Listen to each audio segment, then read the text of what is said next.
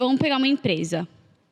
O dono vai trabalhar pra caramba, porque aquele é o filho dele, ele quer que dê certo, parará, parará. Isso é muito legal, isso é um valor.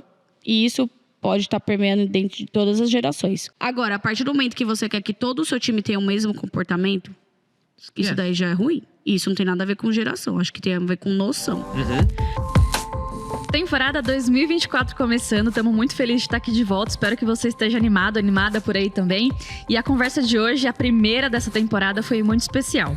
A gente trouxe aqui a Mari Galindo. Ela é especialista em inovação e também especialista em geração Z. Hoje, você acha que a geração Z não se questiona da digamos assim, entre aspas, meio que falta de capacidade de pensar como ela vai estar daqui a 10 anos? Só que não é um problema só dela.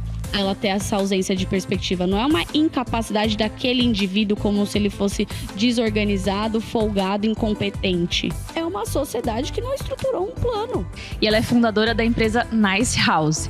A Nice House é uma empresa de mídia e conteúdo para a geração Z e que apoia também o trabalho aí e potencializa o trabalho dos geradores de conteúdo. Se você tem um dilema de gerações na sua empresa, se você quer conhecer mais sobre gerações, se você tem filhos em casa e quer entendê-los muito mais, tem que participar dessa conversa aqui com a gente. A gente trouxe a Mari para conversar sobre esse conflito geracional e muito mais do que falar sobre engajamento de pessoas, a gente falou sobre como nutrir um interesse genuíno. Porque, na verdade, a gente não tá falando só de gerações e botando todo mundo numa caixinha. A gente tá falando de seres humanos. E a conversa de hoje vai ser muito especial nesse sentido. Bora lá?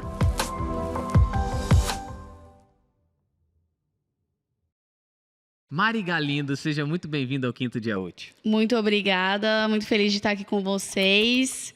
Ansiosa aqui para essa conversa, né? Quinto dia útil, já vamos falar de trabalho, né? Mas Quinto Dia Útil é um dia bom. Ótimo, ainda mais quando você é de pagamento. O sexto dia útil é mais triste, né? O sexto eu já acho. Se o quarto é de muita cara já tá no cheque expectativa. especial, o limite, o sexto dia útil já vem aquele Final amargo. do mês, então, já era. Não, nem se fala. Final do mês. Cara, você tá abrindo a nossa temporada 2024. Uhul! Eu não sei se você acha que é um privilégio, mas pra gente é um privilégio. Não, lógico que é um privilégio, 2024. Não, muito 10. Esse ano começou pra gente, cara, de uma forma tão legal, assim. Ano passado foi um ano com muitos receios, sabe? E 24, acho que todo mundo olhou e falou, não vai ter como, eu tenho que continuar investindo, eu tenho que olhar para o cenário independente de uma série de coisas macroeconômicas, políticas que a gente tem visto. E, cara, foi tão bom, né? A gente saiu para comemorar metas já, segundo mês consecutivo. Tô, feliz pra caramba. Comer, morar mesmo, né? Que comer, morar. Foi pra todo mundo comemorar. Falar em comer, vou dar um spoiler já da conversa aqui. Vocês já ouviram uma introdução do que a gente vai conversar hoje aqui, mas eu tenho comida para todas as gerações hoje aqui, ó. Foi pensado de propósito. Ó, a Fer falou que é o seguinte, quem escolhe o que primeira coisa aqui, diz de onde é. A primeira coisa que eu cheguei e fiz... Foi aqui no... Aí depois ele quis disfarçar aqui nos... Eu ia pegar a balinha, que eu sou aqui, viciada nessa bala. Então pega. Ele tentou dar uma disfarçada, mas já tinha ido na pipoca. Nossa, mas gente, comida grátis não tem geração, não. Mas essa bala é demais, né? Nossa. É bom que tem colágeno, Você né? É verdade. É por isso que eu tô pegando, né, amigo? Com certeza. Você pega o voo da Azul, são uns aviõezinhos assim também, pra caramba, né? Não, eu já fico com aflição, já quando começa a vir, eu tô lá no fundo, ou no meio, né? Porque no fundo daí vem também uma moça de trás, assim, né? Mas quando eu tô lá no meio, eu fico pensando, vai acabar o aviãozinho, não vai dar tempo de chegar aqui. Eles sempre trazem um aviãozinho, um baconzitos e uma Ana Maria. Aí eu quando fico triste voltar quando vazio, vem eu sempre falo, posso pegar os 3? Eu fico triste quando vem aquela cracker lá, aquela coisa fica chateada. Porque de manhã, o voo da manhã geralmente é por causa do meio café da manhã, assim. Por mim, pode mandar aviãozinho, qualquer... Azul, fica a dica. Qualquer hora do dia, aviãozinho. Com certeza. Pacotinhos maiores também seria ótimo. Aí depois o cara acerta lá, que a Mari também entende de branding, e vocês acertam depois aí pra Ô Mari, que bom ter você aqui. A nossa casa tá em reforma. Então você conhece essa casa de outros carnavais, Conheço. Né? Mas essa casa aqui, para quem não tá vendo a gente no vídeo agora, aqui será o nosso futuro estúdio. Então, Mari, depois a gente vai mostrar para você nos bastidores o projeto. A área do podcast do Quinto Dia Útil vai ser aqui. Todos os programas digitais que a gente tem vão acontecer aqui, cada um dentro desse espaço. A gente está com o Taveira aqui também, que é o piloto desse projeto esse ano. E espero que mais anos, já vou deixar registrado isso aqui, que ele continue, eu não sei como vai Seja ser. o primeiro de muitos não, né? Porque ele também já é um dos mais velhos de casa no marketing, né? A gente tava contando outro Mas dia. ele tá dentro de casa agora. Dentro Então de o casa. Filmmaker, que foi para os Estados Unidos com a gente ano passado, agora tá dentro de casa e fica o convite aí. Pois né? é. Não, e o mais legal é que a gente compartilhar com vocês esse episódio nesse lugar aqui é muito simbólico pra gente, É. né? Porque ainda não tem nada pronto, ainda é tudo um sonho, tudo num projeto, mas que está se realizando, se concretizando e trazer vocês para viver isso com a gente, experienciar isso junto com a gente. Então, a gente não queria também deixar tudo pronto, tinindo assim e tal. Não, a gente queria compartilhar também todas as etapas para você, principalmente que acompanha a gente desde o começo, né, de ver aquela história toda, onde que a gente está agora. Então, acho que é muito legal também a gente trazer para essa experiência imersiva no podcast. Mari, isso é coisa de que tipo de geração? Querer fazer fica as se coisas assim explicando sem demais. estar muito pronto. E se explicando demais, mas querer fazer as coisas sem estar muito pronto. Você é especialista em gerações. Onde é que surge esse negócio de geração? Tá. Respondendo a sua primeira pergunta, isso é característico da geração brasileira. Aquela Matou a pau. fazer as coisas do jeito que dá e no fim dá certo. Mas a questão da geração, ela tem uma pauta forte do marketing. Uhum. Por quê? Porque através dos recortes geracionais você entende comportamento. E uma vez que você passa a se interessar pelo comportamento, justamente para você entender padrão de consumo, né? Então, comportamento e consumo, eles andam muito juntos. E aí, essa visão geracional é você entender quais fatos relevantes aconteceram em um determinado período que marcou uma temporada. Tanto que, assim, por que as pessoas começaram a se interessar pela geração Z? A geração Z não nasceu o ano passado, né? Só que foi mais recentemente que a geração Z passou a ter a maior parte da população em idade de ser consumidora, que é a partir dos 18 anos. E aí você é um consumidor tanto de produto, do varejo, de serviços, quanto também você passa a ingressar no mercado de trabalho. Então você passa a ter o seu próprio dinheiro, né? Uma criança, ela é consumidora, só que ela não tem autonomia, na maior parte das vezes, de passar o cartão. Aos 18, ao momento que você começa... A gente coloca aos 18, mas a gente sabe que o Brasil também tem um recorte de desigualdade muito grande. Tem gente que começa a trabalhar muito antes disso. Mas, por definição padrão de mercado, pela questão da maioridade, você pode abrir conta, você vai começar a tomar decisão sobre o seu dinheiro. Então, compra está muito atrelada à liberdade de escolha. Né? Quanto mais grana você tem, mais opções você tem. Quanto menos, mais restrito você é. E aí o mercado passa a se interessar, porque, querendo ou não, é uma nova base de clientes. É como se o jogo recomeçasse. Né? Eu tenho clientes que sentam comigo e falam, olha, a parcela da população millennial que eu precisava conquistar, eu já conquistei. Agora eu tenho que focar em conquistar uma nova geração. Né? Então, vamos trazer até, a gente estava brincando aqui com comida, vamos trazer a questão de paladar. Paladar, ele é quase que você instigar ali meio que um vício. Né? Porque tem coisas que você viciou naquele sabor. Vou trazer por mim. Eu sou viciada em Coca-Cola. Dá raiva, não queria mais aquele sabor, mas você gosta da sem açúcar ou com não, açúcar? com açúcar. Eu também. Pra mim todo o eu não resto é gosto anomalia. Vamos perguntar de que geração você é? Quantos anos? Eu tenho 32 anos, eu sou dos millennials. Pô, eu também. Eu- Então, estamos no mesmo barco. Estamos no mesmo Todo barco. mundo no mesmo barco. Coca com açúcar, também tô dentro. Coloca com açúcar. Eu gosto sem açúcar porque eu não gosto de beber minhas calorias, a não ser que seja cerveja, aí eu bebo. Eu gosto da Coca com açúcar. Então, assim, tem um prazo de você criar aquilo na pessoa, né? A gente tem alguns padrões de comportamento que mudam, sei lá, tem gente que fala a cada 7 anos, até a questão do paladar e tal. Mas você precisa conquistar uma fatia de mercado, porque senão alguém vai chegar e vai conquistar, né? Tem uma marca de energético que ela tem um olhar que ela compete com o café. Então, ela quer introduzir o sabor do energético quanto antes, para que quando você chegar no trabalho, naquela visão mais de trabalho das 9 às 19 em escritório, que tem um momento que você vai tomar café, ela quer criar esse padrão de comportamento onde a pessoa vai tomar o energético e não mais o café. Cara, E a gente vê muito isso. Eu ia falar, eu vejo uma garotada aí com menos de 18 e não é uma bebida saudável. né? Enfim, se você tem clientes com energético, Sim. agora você pode... Não, mas não são... é, cara. Cafeína pra caramba e outras coisas que tem ali dentro. E a galerinha viciada. A rapaziadinha que trabalha com os vídeos. Cara, 13. Olha um rapaz aqui viciado em energético na nossa frente. Tipo, cara, eu falo... E agora faz muito sentido você falar. É uma geração que vai consumir esse tipo de bebida. Você bebe café?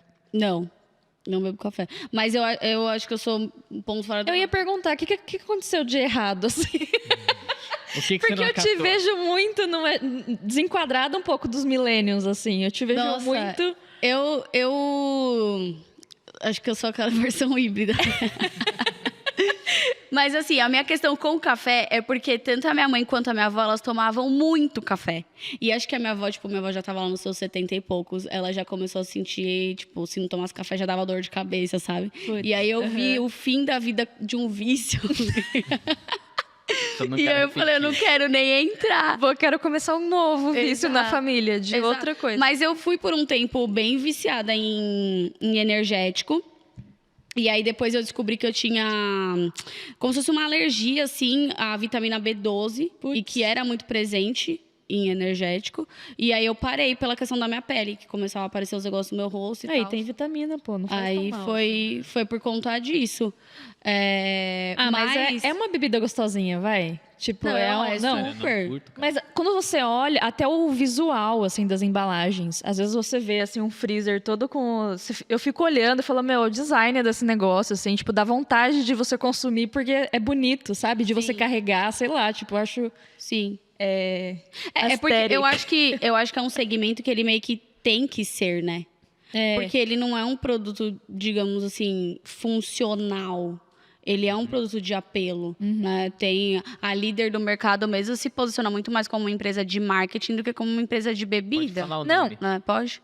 Red Bull. E associado ao esporte, né? Que eles conseguiram cruzar uma barreira, assim, e se associar ao esporte de uma tal forma que, assim, Sim. tem canal, tem patrocínios milionários, assim, e é muito associado, assim. Então, realmente, é uma... Mas esses são os paradoxos, né? A Coca se associa ao esporte, está na patrocina a Copa do Mundo, o maior evento esportivo do mundo. Mas eu Só que olho o pro Red atleta Bull, não eu bebe- associo muito. não pode beber uma exato. Coca-Cola. É porque isso é interessante, né? Quando ela patrocina o evento esportivo, o interesse dela é na associação muito mais com a plateia, né? Que tá lá assistindo. Então, você coloca a bebida no momento de celebração. No caso da Red Bull, ela patrocina o atleta e de esportes radicais. Que a maior parte dos esportes radicais são individuais, né? Porque ela quer patrocinar um território de alta performance, né? E isso de radicalidade, de diversão, de você usar seus limites. Mas meio que é isso. Todo produto desse segmento de energéticos, você pode ver, eles sempre vão fazer umas coisas fora da caixa. Porque se tira isso, é commodity, né? E Mari, como é que é? Assim, você falou, né, que você é de uma geração dos millennials. E você trabalha muito proximamente, assim, principalmente ao interpretar e explicar a geração, né? A geração Z, principalmente. Você trabalha muito próxima deles, assim. Acho que depois conta um pouquinho da Nice House e tal, mas eu queria te perguntar, assim, tem um conflito de gerações dentro de você, em alguns momentos? De você precisar lidar com essa geração, na geração nova, né? Outras gerações, assim, mas principalmente com a geração Z, né? Como é que é esse... Tem um embate, às vezes, interno, às vezes, pode ser. Tem um conflito existencial, geracional. Mas sabe o que é engraçado? Porque na minha carreira foi muito interessante, porque o movimento que eu vivencio hoje sobre geração Z, eu vivenciei antes sobre os millennials. Só que eu vivencio em pontos de execução diferente. Por exemplo, eu trabalhei por 4 anos em uma empresa de RH, que o foco dela era em atração de talentos. Então, eu trabalhava na unidade de Employer Branding. E, basicamente, os millennials foram a geração que fez a transição de uma série de coisas, né? Vou trazer aqui o macro disso, é do analógico para o digital. Então, eu lembro que era até parte do nosso discurso comercial comentar com as empresas que em 1989 aconteceram 4 fatos que mudaram a forma como as pessoas se conectavam com o trabalho. Esses 4 fatos, um deles foi um derramamento de petróleo no Mar do Norte, que ele marca um registro de protocolos de sustentabilidade. O outro foi a Ásia com os primeiros conceitos de livre mercado, né? Hoje a gente vê a Ásia do tamanho que é e toda globalizada. A gente não lembra que isso é uma história recente, de tipo 25, 30 anos. Antes era um país bem fechado. O Berners-Lee cria o WWW e tem a queda do Muro de Berlim. O que muda no mercado de trabalho, principalmente no Ocidente? As empresas que nasceram antes dessa data, elas são consideradas empresas tradicionais. E as empresas que nascem após essa data, elas são consideradas empresas nativas digitais. E aí, qual que foi o principal aspecto que rolou nessa transição? As mentes brilhantes, né, ou a nova geração, que elas representam a carga de força de trabalho da comunidade, da sociedade, elas passam a preferir trabalhar em empresas que são nativas digitais. Vamos trazer para os nomes aqui. Antes desse movimento, e a gente pode pegar lá nossos avós, nossas mães e tudo mais, o sonho das pessoas era ser trainee da Unilever. Eu venho de uma família onde meu avô foi a clássica história do retirante nordestino que foi ser metalúrgico no ABC Paulista. E o quanto que a Volkswagen mudou a vida dele. Então, ele fez parte daquela geração que ficava na fila para entregar currículo e conseguir trabalhar no chão da fábrica, né? E essas empresas tradicionais que vieram muito da indústria, elas eram o top e a galera almejava isso, né? E cada geração teve essa contribuição. A geração X, que é uma geração muito carreirista, ela coincide com a abertura que o Brasil teve às multinacionais. Então, você também só consegue... Você também só consegue ser aquilo que te permitem, né? Como é que você vai ser carreirista se você vivesse uma crise de desemprego? Seria mais difícil. E os millennials passam a ter duas oportunidades que as outras gerações não tinham, que eram trabalhar nas startups. Porque foi o boom de startup do modelo do Vale do Silício, de venture capital, nesse momento que surge Google, Meta agora. A Apple, ela é de antes de 89, mas com o retorno do Steve Jobs, ela volta a ser ali, né, uma mentalidade nativa digital. E aí você passa a enfrentar, como uma grande corporação, a necessidade de se reinventar. E como que você vai se reinventar se as cabeças que reinventam não querem estar lá dentro? Né? Então, era esse o trabalho que eu fazia no RH, falando, olha, como que a gente conecta a sua empresa a essa nova geração? Como fazer um millennial querer trabalhar numa empresa tradicional, ou que a gente chamava de empresa adaptada, e não querer ir trabalhar, tipo, num Google da vida ou empreender. Porque eram as opções que estavam na mesa dele, entendeu? Então, eu peguei isso de, tipo, apresentar a geração dos millennials, fazer essa conexão com a geração anterior. E aí, agora eu tô com a geração Z. Então, eu sinto que não existe tanto esse conflito em mim, porque acho que facilita muito quando você compreende as razões de determinados comportamentos geracionais, sabe? Eu vim do marketing também, entrei pela porta dos fundos em RH e gosto muito de branding. Isso foi uma das coisas que me conectou à carreira aqui, para a gente trabalhar o conceito dessas marcas que a carreira tem, para conversar com o mercado, que realmente é dinâmico. E eu sempre gostei de estudar isso. Isso traz para a gente a condição de olhar para o mercado de uma forma diferente. Por quê? Porque você trouxe para a gente agora, para a mesa, a razão pela qual a gente tem que se importar. De um lado, eu posso ser extremamente crítico e dizer que é uma geração isso, aquilo, outro, ou, por lado de cá, eu tenho que dizer, os caras consomem e a gente precisa de mão de obra para trabalho. As pessoas precisam trabalhar. Eu preciso de programador, as empresas sofrem agora porque elas precisam de operadores, elas precisam de funções que a galera já nasce, e não nasce querendo fazer um negócio desse, e não tem predisposição, porque como é que eu vou fazer um negócio desse, né? Então, está na mesa a questão. Eu preciso vender para eles, e se eu não preciso vender para eles, eu preciso que eles trabalhem para mim. Como é o teu trabalho, porque você fez isso dentro do RH, e como é hoje? Acho que você tem meio que um circuito de palestra, você faz isso. O que você fala para as empresas desse ponto de vista, pensando que o cara não tem esse pensamento de branding que você tem, não tem essa noção de mercado que você tem e carrega um monte de preconceito. Como é que você chega numa empresa dando palestra e pegando um monte de executivos que têm 50, 60 anos, caras fortes, e aí? Como é que você chega? Boa. É engraçada essa pergunta, porque essa semana eu participei, né, de um workshop numa empresa, e depois, no final, eles falaram, olha, a gente começou odiando a geração Z, e agora eu tô querendo fazer um vídeo pedindo desculpa para eles. Mas, para mim é muito importante trazer o contexto. Por que que a geração tem determinados comportamentos? Não é à toa. E é engraçado que a maior parte das coisas que a gente critica no comportamento da geração Z não foram eles que criaram. Então, você vê muito, assim, reação na palestra, né? Porque você tá falando, por mais que a pessoa esteja no ambiente de trabalho, a maior parte da galera que tá me assistindo, na cabeça dela, tá pensando no filho dela. E ela vai dando checklist do tipo, meu filho é assim mesmo, meu filho é assim mesmo, meu filho é assim mesmo. E é bom que você já se conecta, né? Porque ele tem um exemplo em casa. Né? Exato. Se o negócio tá dando errado... Exatamente. Mas na cabeça dele é do tipo, meu filho só fica naquela coisa do TikTok, só quer saber de game, não quer saber de esporte, não quer saber disso, não quer saber daquilo, não quer saber de trabalhar, blá, blá, blá, blá. Aí você vira e fala, foi a geração Z que criou o celular? Foi a geração Z que criou a internet? Foi a geração Z que criou o videogame? Foi a geração Z, tipo assim... Não, e não só isso, né? Não foi a geração Z que criou a própria geração Z, né? Eles foram educados por outra geração. Exatamente. Então, eles são muito mais resultado de gerações anteriores e de tomadas de decisão de quem está sentado ali me ouvindo do que deles mesmos. Né? Então, se a gente pega a geração dos millennials, foi a geração que fez a transição do mundo analógico para o digital. O que significa na prática fazer essa transição? É você pegar um sistema bancário, que antes para abrir conta você tinha que ir na agência, aí você dava com a cara na porta, porque não passava, tinha que desfazer toda a bolsa, aí você entra, você pega a fila. Esse era o sistema bancário tradicional. Como que é o sistema bancário digitalizado? Você tem um aplicativo no seu celular, você abre, você digitaliza o seu documento, você faz assinatura digital. Beleza, isso é um exemplo do sistema financeiro. Você tem isso em outras áreas. Você teve isso na área do delivery de comida.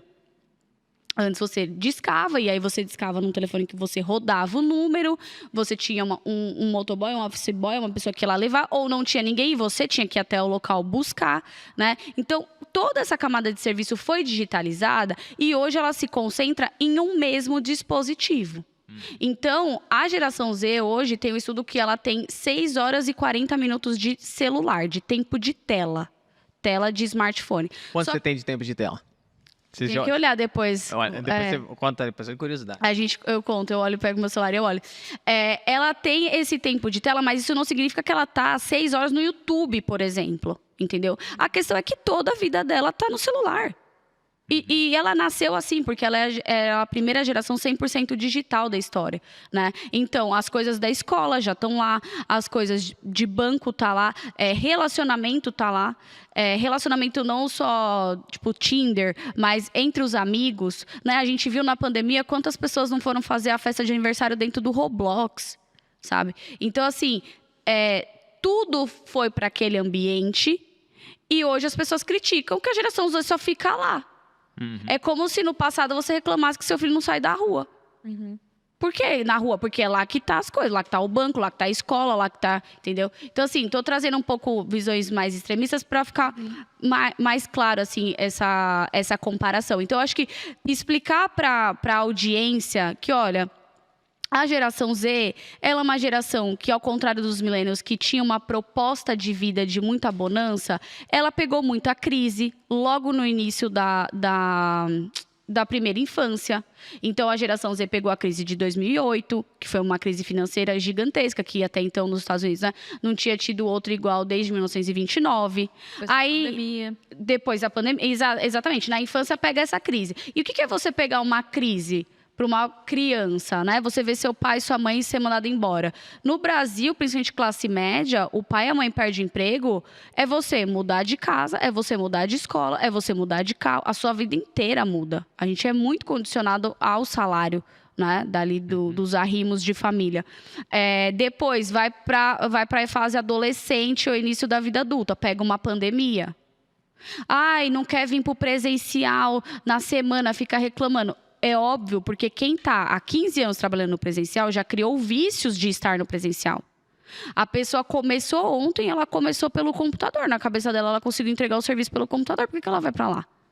Ela não tem os mesmos vícios, entendeu? Então, eu acho que a hora que a gente começa a trazer para esse contexto e explicar que os comportamentos, eles são resultados, ou seja, eles são a nossa forma de reagir e se adequar ao ambiente onde a gente vive.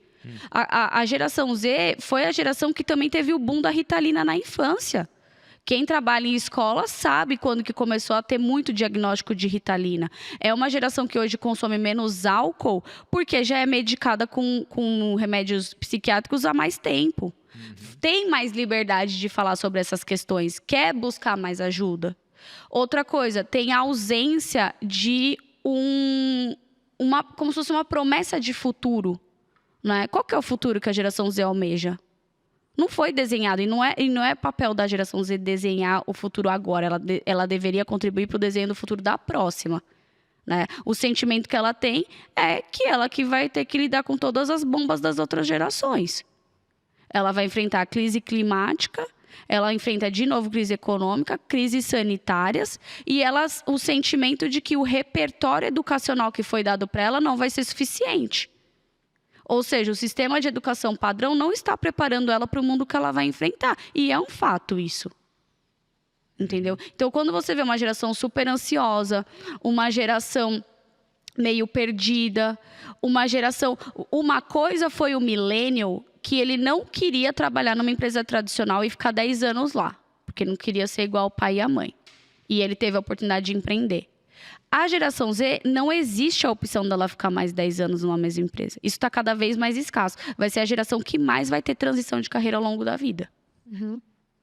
Então, assim, é um cenário de instabilidade absurdo. Tem um report que eu gosto muito, que é o do report feito pela Consumoteca, que é sobre a geração Z, e eu gosto muito dele porque ele é sobre a América Latina. A maior parte, às vezes, dos estudos que a gente tem acesso, eles são gringos, né? Tipo, Estados Unidos, Londres e tal. E...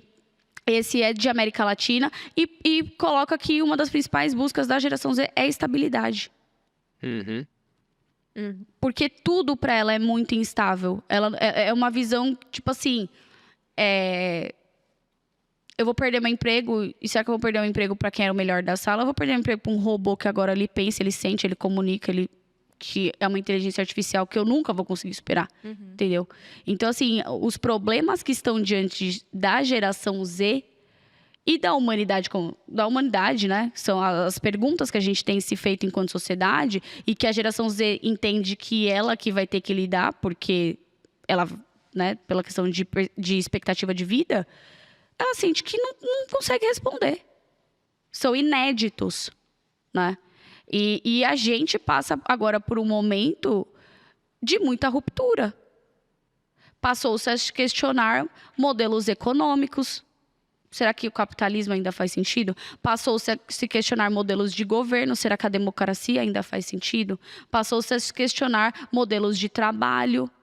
Então, assim, é uma ruptura muito forte de coisas que são bases para uma geração que ainda não tem repertório suficiente para trazer essas respostas. Então, como é que você reage a um mundo totalmente incerto? De forma desesperadora ou de forma desanimada.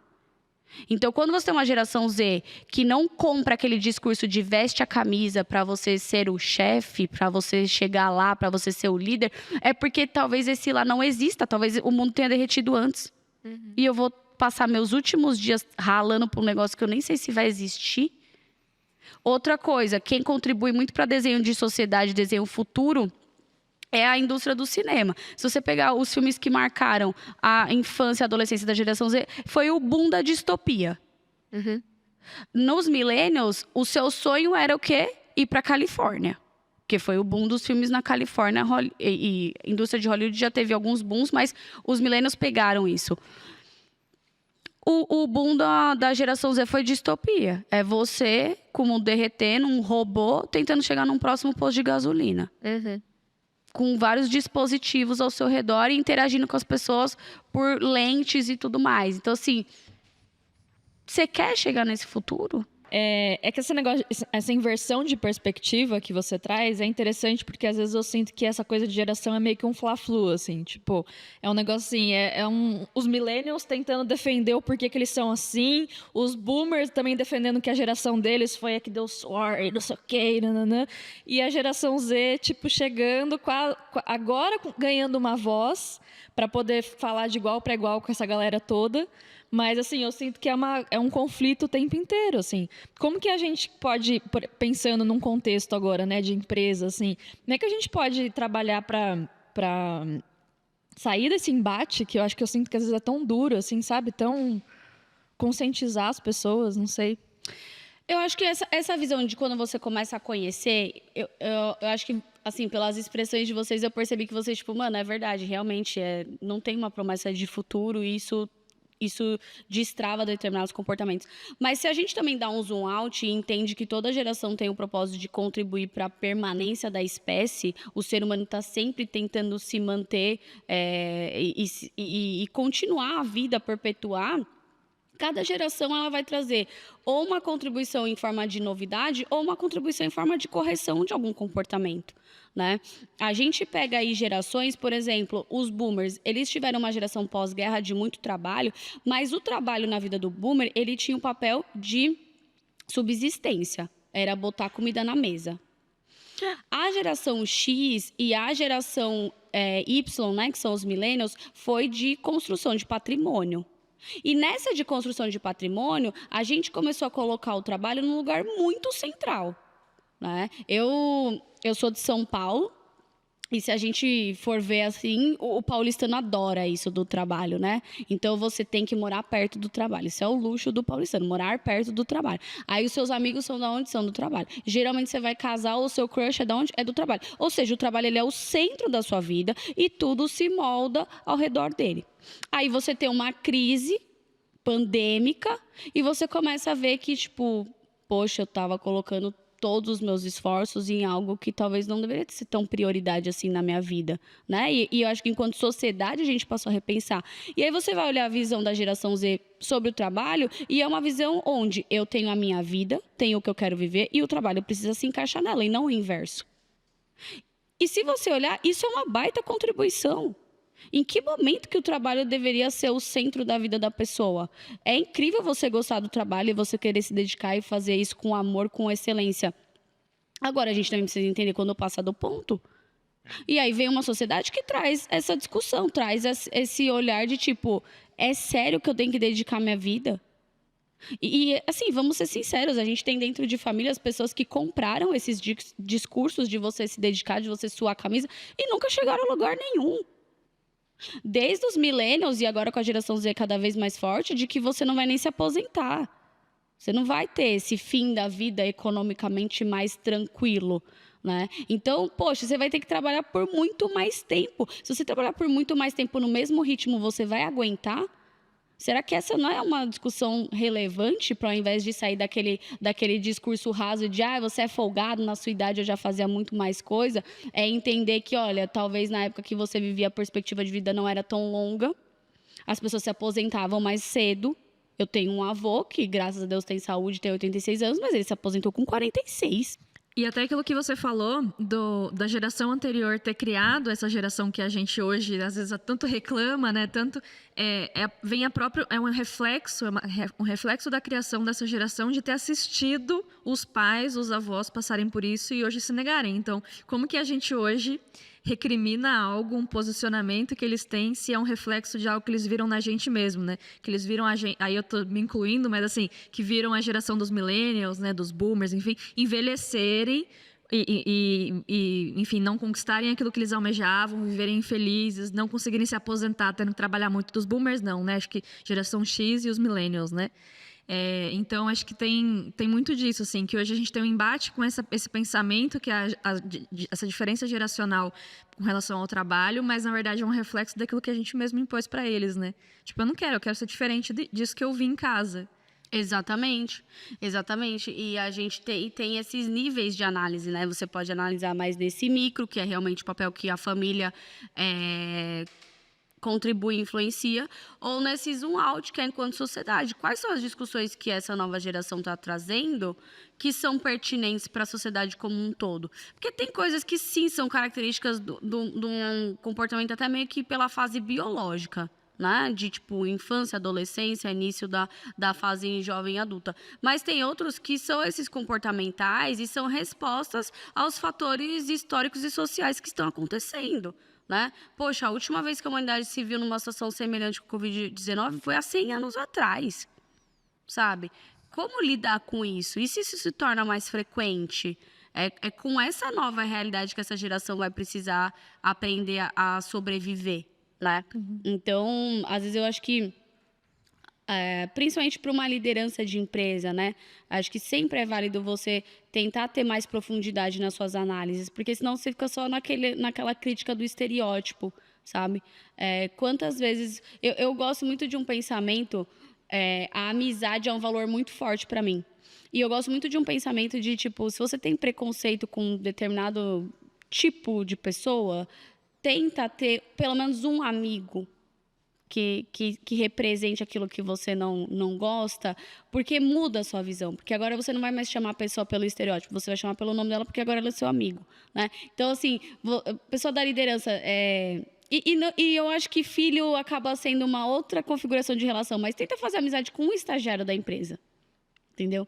Tenta conversar com ele e, de fato, ouvir a opinião dele sobre algo, né? E eu acho que isso vai abrindo a cabeça, assim, para você começar a olhar também a situação por outras perspectivas. Ô Mari, você falou muita coisa e em todas eu gostaria de pontuar, então eu vou tentar fazer alguns aqui para a gente ir desenvolvendo esse raciocínio. Tem uma empresa bem famosa no Brasil, e essa eu não vou falar o nome porque eu não quero entrar nos méritos, até porque, sei lá, porque a gente vai escutando as coisas. A Rádio Peão do Mundo também existe, então eu não tenho argumento de fato para dizer eu vi uma vaga, eu vi alguém entrevistando assim, tal. Mas ela opta muito por contratações que prezam por pessoas que vêm de camadas mais pobres. O sujeito que, assim, ele não teve acesso a um consumo e a recursos muito legais na casa, então ele está doido para conseguir isso. Que, de fato, faz sentido, né? O Benjamin Franklin, se a gente pega a história da Revolução, né? Século XVIII, como é que ele convenceu um cara a sair do campo para trabalhar numa indústria 16 horas?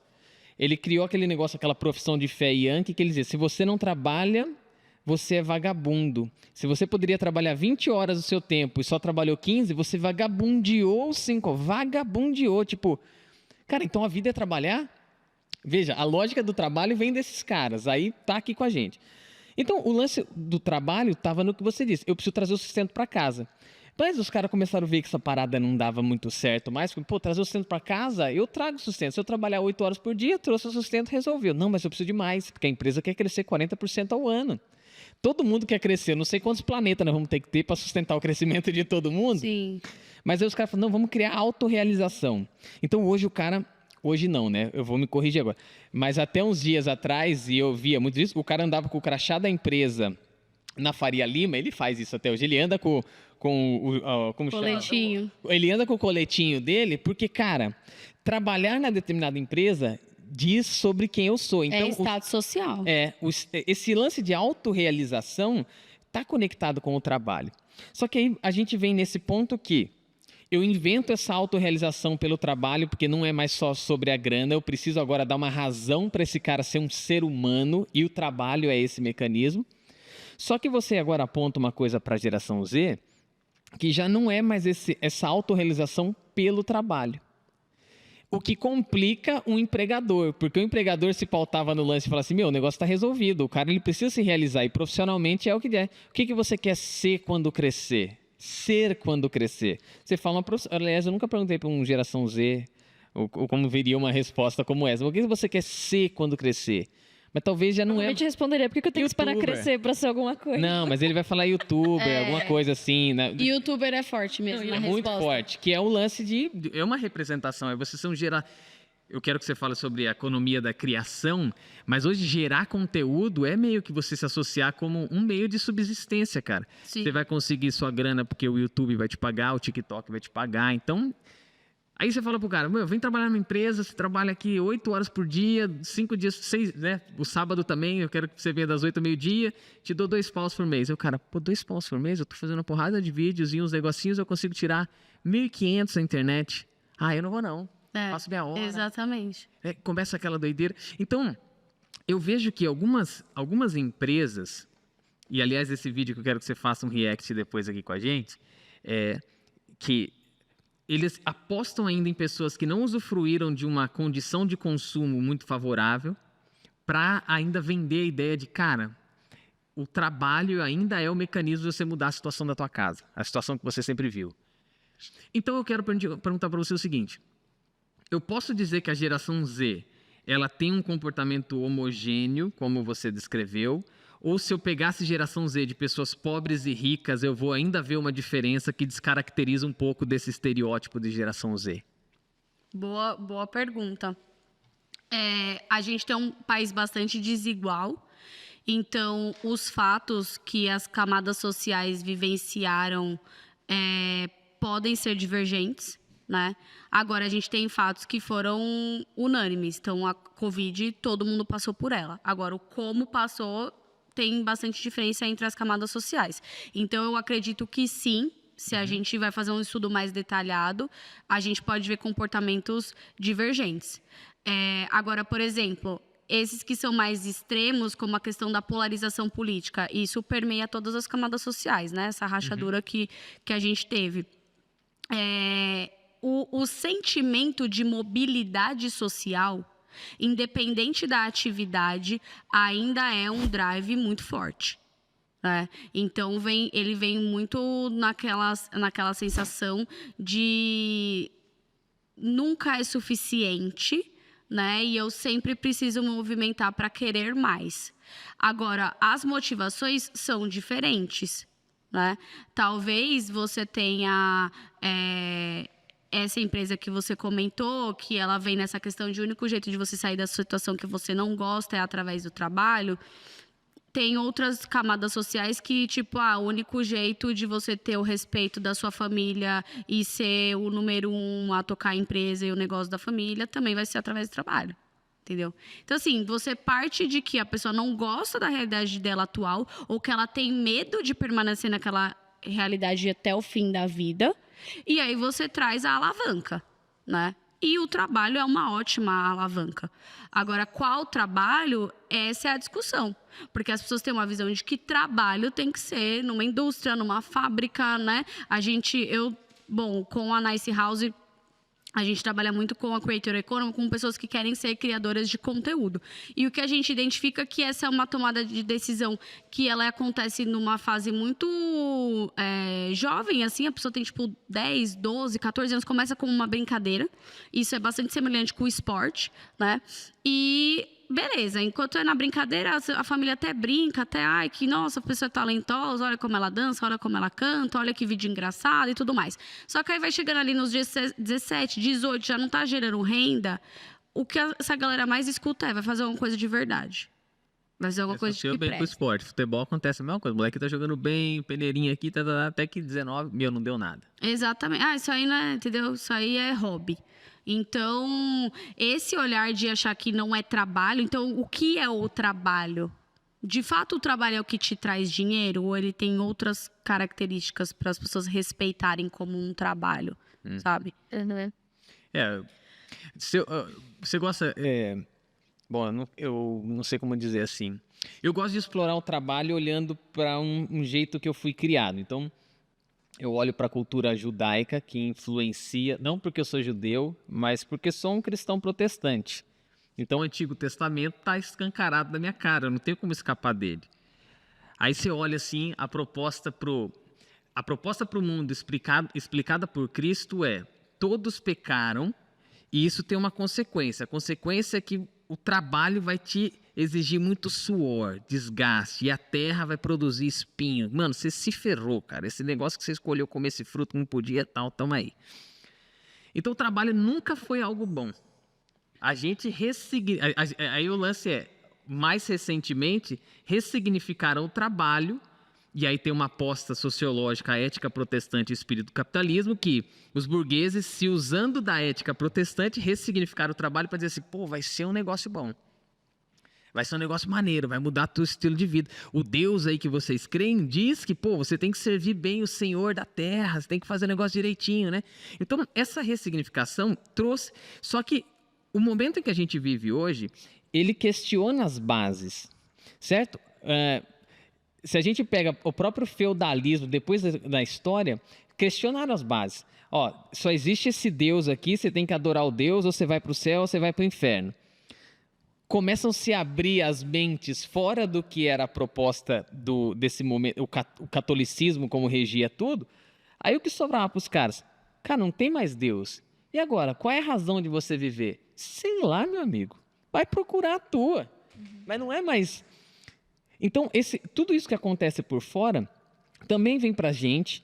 E aí a proposta que se cria no trabalho se usa do protestantismo, só que agora ela cai por terra e todos os lastros que poderiam ter para significar o trabalho, alguma coisa boa, também cai por terra. Aí a pandemia veio e mostra, cara, prioridade na vida é viver. Prioridade da vida não é trabalhar. Mas aí eu tenho uma perspectiva disso, que até o Cortella, que me apresentou isso, assim, ele botou em palavras uma coisa que eu sentia muito, assim, que existe uma diferença entre emprego e trabalho, né? Ele diz assim, que emprego é fonte de renda e trabalho é fonte de vida. Então, eu acho que em qualquer aspecto da vida, a gente tendo ou não emprego, a gente tem um trabalho em alguma função. Eu tenho um trabalho como mãe, eu tenho um trabalho social, eu tenho um trabalho numa comunidade, eu exerço, eu faço algo que me exige esforço, dedicação e tempo, e que pode não me gerar um dinheiro. Aí eu acho que tem essa diferenciação, emprego e trabalho. E às vezes a gente esquece dessa diferenciação da palavra emprego. Tudo a gente chama de trabalho. E isso deixa um pouco confuso também os conceitos. Sim. E se a gente vai navegar nessa linha do trabalho, tem isso que você falou, acho que essa visão do trabalho através do esforço, se não ralou, não valeu, né? Que vem muito da forma também como o Brasil foi catequizado, porque o americano, ele tem essa visão também orientada do protestantismo, mas ele é muito mais em cima da parábola dos talentos, então o seu trabalho precisa multiplicar, né? Made, né? Quanto você ganha? Eu não ganho, eu faço. Eu né? faço, exatamente, que é a diferença nossa do que... Quando o brasileiro vai numa entrevista de emprego, ele tá quase pedindo por favor. Ele não senta para negociar, entendendo que ele também tem um valor que o outro pode querer e eles estão ali transacionando, né? E a gente também passou por escravidão. Esse olhar de que você vai fazer tudo o que é preciso... E isso é tanto no campo, que é como se fosse ali o horário ali do trabalho, quanto dentro da casa, né, da casa grande. Você vê relações de trabalho hoje que assim, a pessoa vai mudar de um emprego para o outro, o chefe surta. Como se ele fosse dono da propriedade de ser humano, entendeu? Eu sou dono de você enquanto trabalhador, e como é que você vai sair daqui e vai para outro lugar? Sabe? Então, a gente tem muitas influências históricas que permeiam as relações com o trabalho, e eu acho que a gente está nesse momento de se questionar, né? Até com a entrada de tecnologia mesmo. Há quanto tempo a gente escuta a narrativa de que com a entrada da tecnologia, as coisas vão ser automatizadas, e a gente vai ganhar eficiência e vai ter mais qualidade de vida? Chegou uma hora dessa promessa começar a se concretizar? Porque tem até memes que falam, né? Prometeram que o Excel ia ajudar a minha vida hoje é só Excel. Tipo, trabalho muito mais depois que criaram isso, né? A galera traz... tem uma newsletter que inclusive deixo de recomendação, ele chama Benedict Evans, e ele trouxe uma análise super legal mostrando essa questão de padrões de tecnologias, que as pessoas tinham a sensação que, agora meu emprego vai acabar, porque esse negócio chegou no mercado, e na verdade ele aumenta, sempre aumenta, né?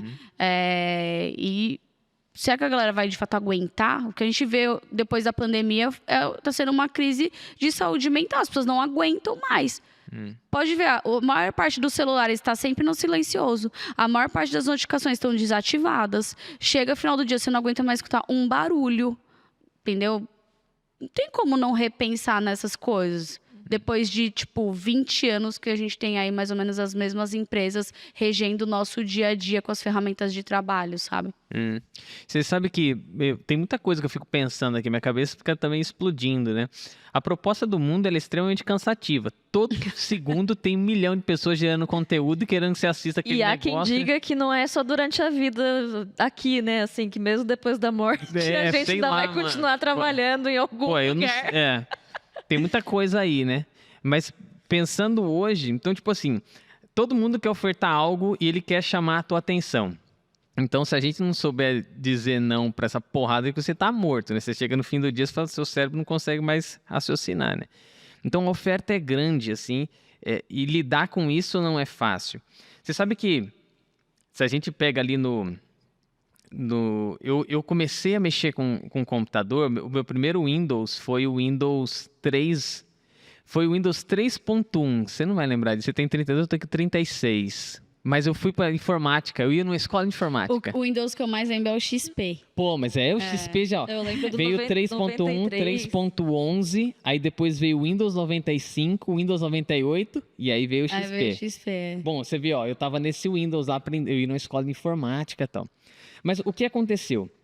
Quando o computador chegou, o Excel chegou, é bom você colocar o exemplo, as pessoas trabalhavam numa empresa, e o Robinson, ele trabalhava numa empresa em Jundiaí que a área de remuneração tinha 30 pessoas. Então, uma empresa gigante, tinha mais de 4.000 pessoas lá. 30 pessoas. Você fala assim, cara, 30 pessoas numa área de remuneração. O que os caras faziam? Cara, você não tinha um software para ajudar a tabular as informações. Então, você tinha os caras que ajudavam. Aí os caras mandavam dados para a Unicamp, para a USP, porque lá eles tinham computadores que hoje dá risada. Tipo assim, os caras faziam naquela época, né? O homem foi na lua, um celular hoje tem mais tecnologia do que aquela máquina. Exato. E era assim, então era muita gente. Quando o computador chega, quando a tecnologia chega, uma área de 30 pessoas se tornou uma área de 5 pessoas, porque esse Excel ajudou essa área a trabalhar. Na teoria, o que você pensaria naquela época? Ferrou. O Excel tirou meu emprego. Só que o que acontece? O mercado ele se reinventa, porque esse aplicativo ele aumentou a condição de produtividade, então você estimula o consumo ainda mais e você vai precisar de mais pessoas e outras áreas também vão precisar para competir de forma igual. Então, o Excel também ameaçou empregos. Só que hoje a gente fala assim, ele não tirou. Ele só o bom exemplo que você deu, ele só aumentou minha carga de trabalho. Hoje minha vida é só Excel. Agora a gente tem outros aplicativos que são melhores que o Excel. No Excel dá para fazer isso, mas os caras tabulam as informações, criam insights para a gente e tudo mais. Então, o que eu vejo? A proposta tecnológica, ela veio para aliviar a nossa vida. Só que o que eu acho é que, e principalmente essa geração está se ligando, que acho que eles estão sentindo isso com uma velocidade muito maior do que a gente. Tudo que a gente quer fazer, cria-se um mecanismo para a gente não gerar esforço para fazer isso. A gente começa a ficar inútil. Você não tem essa sensação? Porque se tirarem tudo da gente, o que resta como ser humano? Eu não preciso fazer mais nada. Tipo, tudo tem uma tecnologia para resolver. Então, até o próprio trabalho que você falou assim, cara, chega logo esse momento em que eu vou colher os frutos de toda essa bagaça que toma energia pra caramba, que ele vai entregar para mim um sossego, o descanso da minha alma. Pô, não tem essa, cara. Na verdade, eu acho que, ao contrário, ele pode ser que ele traga essa sensação de inutilidade. O que eu faço não tem mais valor. Não tem um valor em si. Então, qual que é a razão da minha existência nesse mundo, sabe? E aí, não sei se isso pode ser um pouco do que passa nessa geração Z, que a gente começa a ver suicídio aumentando pra caramba. E você fala, o que faz um garoto tirar a vida dele? Tipo, é você chegar no fundo do poço e não encontrar mais nenhuma explicação do porquê que você está aqui. E a gente é responsável por isso, cara. Nós somos mais velhos e os outros... Como é que nós vamos agora dar um sentido para esse cara viver? E não dar um sentido que seja... você não vai tapar um buraco com sentido. Não vai dar um sentido, por exemplo, e dizer assim, não, então faça do seu trabalho o seu sentido de vida, porque a gente já sabe que isso deu errado na geração passada, sabe? Então, como que a gente também supre isso sem botar um band-aid de algo que a gente sabe que... É reflexivo o negócio aqui, entendeu? Não, eu tô falando, tipo, gente, os caras querem que eu dê a resposta. Não dei a resposta dele. Mais de 1 milhão, eu nem sei. Mas vou entrar na reflexão aqui com vocês, né? Primeiro, que eu acho que ainda tem problema pra caramba pra ser resolvido, né? E com a inteligência artificial, acho que a gente vai entrar numa nova camada. Então, recentemente, até saiu no Fantástico também uma matéria. Meu pai, infelizmente, faleceu de câncer o ano passado, então eu pesquisei muito sobre o assunto. E tem uma nova terapia de tratamento, chama CAR-T-cell, né? CAR-T-cell. E você pega as células do próprio corpo, faz uma modificação e coloca de novo. E ela dura mais ou menos uns 45 dias em ação, e você vai tendo acompanhamentos trimestrais. E o que eles estão identificando na maior parte dos pacientes é que num período de até 6 meses você tem 100% de remissão total. E eles estão testando em pacientes que essa era a última solução. Pacientes que já estavam entrando no paliativo, né? Então, tipo, cara, para você conseguir processar... Isso que a gente está falando é quase que um tratamento customizado, porque ele foi criado a partir da célula do corpo da pessoa. Ele não é aquele tratamento medicamentoso que o que você varia é a dosagem e aplica, né? Nesse, praticamente, você criou um remédio só para aquela pessoa.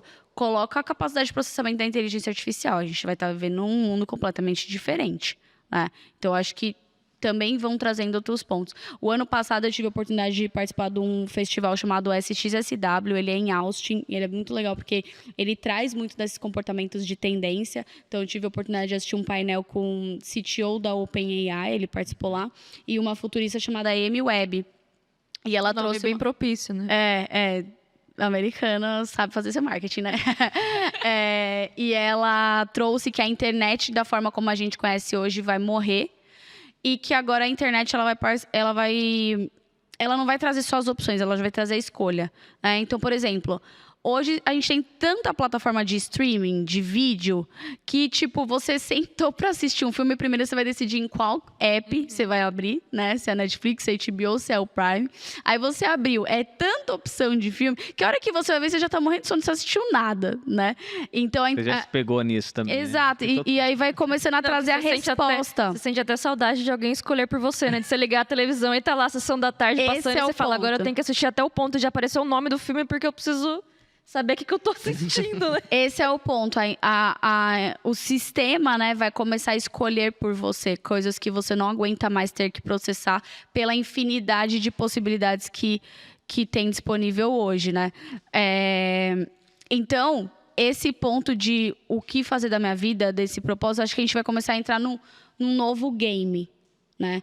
Agora, a gente precisa começar a falar mais sobre sintomas individuais, mas que são causados pelo coletivo. Hoje, você acha que a geração Z não se questiona digamos assim, entre aspas, meio que falta de capacidade de pensar como ela vai estar daqui a 10 anos? Só que não é um problema só dela. Ela ter essa ausência de perspectiva. Não é uma incapacidade daquele indivíduo como se ele fosse desorganizado, folgado, incompetente. É uma sociedade que não estruturou um plano. Uhum. Sabe? E por que você vê isso com mais frequência em países em desenvolvimento ou em realidades mais vulneráveis? Uhum. A gente não tem as mesmas doses e os mesmos questionamentos em todos os países. Tem um estudo que a McKinsey fez, e ela analisou a geração Z Américas e ela analisou a geração Z Ásia. E é muito interessante, né? Porque ela faz o mesmo recorte de faixa etária, mas ela mudou a geografia. A América passou por muita crise econômica, né? Nesse período, que é o período que a geração Z nasce e cresce. E a Ásia estava bombando. Então, eles identificaram um padrão financeiro da geração Z. Hoje, ela é super pragmática e ela quer entender mais sobre dinheiro, ela quer entender mais sobre finanças, ela quer gastar menos, assim, tipo, quer custo-benefício, né? Não é muito apegada à marca. Isso é um outro ponto. É uma geração que tem baixa fidelidade a marcas. E a geração asiática é a geração que gileta o cartão, porque foi a primeira geração a ter um boom econômico. Né? Pelo nível de exposição que a Ásia teve, por todo o programa de crescimento do governo, enfim. Então, uma mesma geração em contextos diferentes passa a ter comportamentos completamente opostos. É isso que eu ia trazer, assim, porque eu tenho uma sensação que, assim, é quase às vezes parecido com signo. Porque, assim, eu sou do último dia de Capricórnio. Aí sim, eu e sou aí, Capricórnio assim, também. E às vezes eu não me identifico. Então, eu acho que eu sou assim... como é que é? Eu não me identifico com o Capricórnio, assim, 100%. Eu penso assim, eu me misturo um pouco com outros signos e que às vezes não estão nem... Sabe, é quase como, tipo assim, eu sei várias características, eu penso assim, aquele ali eu tenho também, aquele ali também, aquele ali também. E aí é uma coisa que, pra mim, ainda é um pouco inconsistente, porque quem entende melhor vai dizer que o último dia tem influência do não sei que tem influência lá, mas tem uma influência que muda um pouco o jeito como você interpreta ali. Deu para perceber que o meu conhecimento de signo é bem raso mesmo. Nada. Não entendo nada. Eu só sei que eu sou de Capricórnio, acidente em Áries. Então, quem entende aí, em Satanares, quem entende aí vai saber como é que é. Mas a impressão que eu tenho é que, assim, beleza, eu nasci meio que num limbo, vou chamar ali, do signo que eu não me identifico muito bem com o signo que colocaram para mim, que é o meu. Não acontece isso com as gerações também? Porque às vezes eu penso assim, eu sei que a gente já explicou que é uma construção do consumo, do mundo do consumo, que é meio que uma rotulação para a gente também, a gente precisa como ser humano para organizar mentalmente as coisas, categorizar um pouco assim as situações para dizer assim, beleza, você é geração tal, beleza, você é classe social, não sei o quê, para a gente ir fazendo a leitura das pessoas, do contexto. Então, eu entendo que há uma separação assim, mas isso não se mistura em algum momento, assim, tipo, eu tenho características que eu odeio usar o telefone, mas eu sou millennial. Eu prefiro pagar a taxa do iFood do que ter que ligar para um restaurante. Então, assim, eu sinto que em algum momento tem uma junção, assim, das coisas, sabe? Que às vezes fica... Por que a gente, nesse embate de gerações, assim, você acha que a gente ter um autoconhecimento também, não só conhecer o que são as gerações e quais são as características delas, mas um autoconhecimento faria com que a gente fosse menos crítico ou menos... não crítico, assim, mas que você entrasse menos nesse embate de gerações, do tipo, eu sou tal e você é tal, sabe? Com certeza. E para mim, essa visão geracional, ela faz muito sentido quando você quer falar de um ponto de vista mais macro, né? Então, por exemplo, eu sou uma marca e eu quero conquistar X% da fatia da geração Z. Então, eu preciso falar com um grupo de pessoas e eu preciso identificar padrões de comportamento, porque eu não consigo falar com cada um. Você é o né? mano. Então... Raro ser. Não, mas eu acho que no nível do indivíduo, todo mundo se sente... Ninguém nunca se sente cravado, né? Eu sou 100% assim. Até porque a gente tem muitas interferências, né? Tanto a sua relação familiar, o lugar que você estudou, questões que você vivenciou, né? Então, a gente olha a geração por esses fatos que são maiores, ou seja, o que aconteceu no país, o que aconteceu na cidade, porque a gente sabe que eles impactaram a todas as pessoas. Agora, o nível de impacto varia de indivíduo para indivíduo. E, com certeza, acho que o autoconhecimento ele é muito importante para fazer com que a gente consiga conviver bem com as diferenças, né? E não só as diferenças de geração, mas de opinião, que às vezes parece que todo mundo, cada vez a geração se dá super bem, e quem está no mercado de trabalho sabe que não é assim, né? Então, acho que esse autoconhecimento é super válido. Sim. Acho que foi muito bem falado. A Mari já comentou aqui que a produção de conteúdo hoje é fim dos tempos. Ou é zumbi, ou é qualquer tipo de conteúdo que nos leve a pensar que tudo vai bugar, o sistema econômico vai cair e a coisa vai entrar numa crise. O Mundo Depois de Nós, assistiu? Uhum. Filmaço. Eu curti demais. Gosto dessas coisas. Tô imerso. Também, você é da geração do criado pelas distopias. Pô, que foi o cara que escreve o filme pra dizer assim. Mas o filme também é sensacional. Uma vez eu tava numa reunião, mano.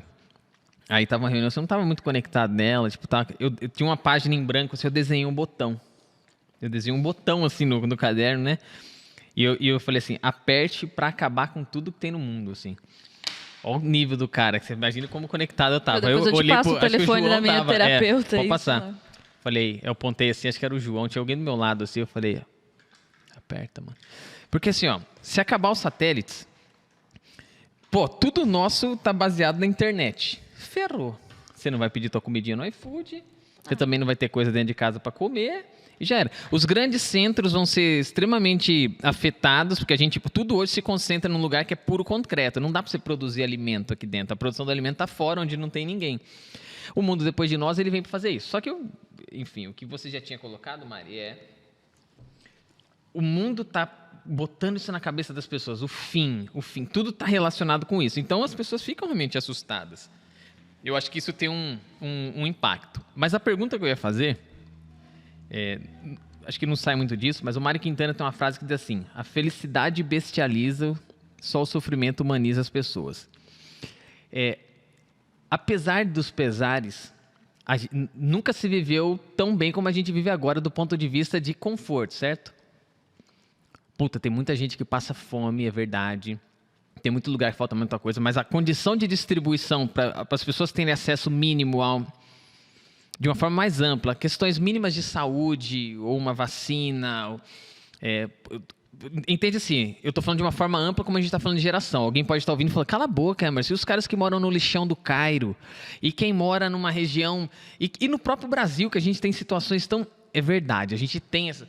Mas de uma forma geral, o acesso a uma alimentação no supermercado, no alimento embalado, isso é diferente.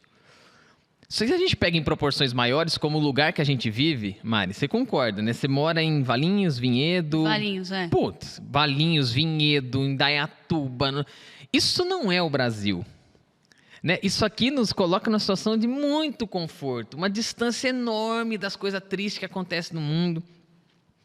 Será que não tem que ter uma guerra, um sofrimento ou alguma coisa nesse gênero para, de fato, a gente entender o que é humanidade de novo? Será que a gente não vive na Disney? E é por isso que nós estamos nessa situação? E aí você não vai convencer nunca mesmo um cara a trabalhar numa rotina, ou produzir, porque ele tem condição, ele tem sustento, ele tem uma família que os pais vão deixar investimentos de 10 milhões, de 15 milhões de reais no banco deles, e a hora que passar eles vão continuar tendo rendimento de 60 mil por mês. Mas eu acho que todas as gerações tiveram pessoas com esse perfil também. Todas tiveram, mas a questão que eu digo é, de uma forma ampla, mundo. Quando a gente pega uma Segunda Guerra Mundial, o que ela trouxe para qualquer um no planeta? É uma situação de subsistência que a gente, Fer, não passa nem perto.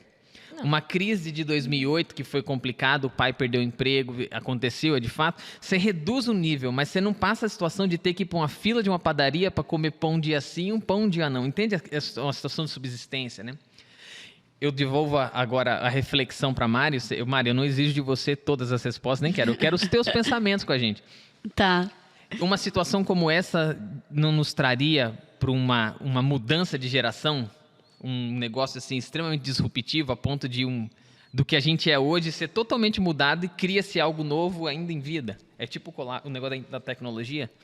Olha, nossa, passam muitas referências pela minha cabeça para poder começar a construir meu pensamento aqui. Mas, ultimamente, eu estou lendo um livro que é Tudo sobre o Amor, da Bell Hooks. E ela traz questionamentos que são muito pertinentes. E ela fala que a gente deveria começar a pensar em uma revolução através do amor. Porque o amor, ele é esse tema, tipo, e o amor, né? Ela falou, quantas vezes você foi ensinado a amar? Né? Quantas vezes você viu o amor como uma visão objetiva e não como uma emoção instintiva do ser humano? Né? Então, assim, o amor, apesar dele ser muito falado, temos que amar, mas como é amar para uma criança? Como é que você explica o amor para uma criança que não fique só na camada do afeto? Né? Esses dias eu vi uma declaração do Putin, né, falando que a gente, enquanto civilização, está muito perto lá de colapsar. E é uma pessoa que vira e mexe, ameaça apertar esse botão aí, né, que você brincou que desenhou numa folha, e que ele tem lá o botão dele. Eu olho e eu falo, cara, que estágio que a humanidade chegou de uma pessoa falar isso publicamente e não ter nenhuma consequência? Ela literalmente está ameaçando apertar um botão que vai explodir todo mundo e a galera, deixa essa pessoa continuar falando, entendeu? Sim, eu acho que a gente teve 2 grandes guerras, a gente tem outras guerras acontecendo simultaneamente, então a gente não precisa ter um espectro global para entender quais seriam o pós disso.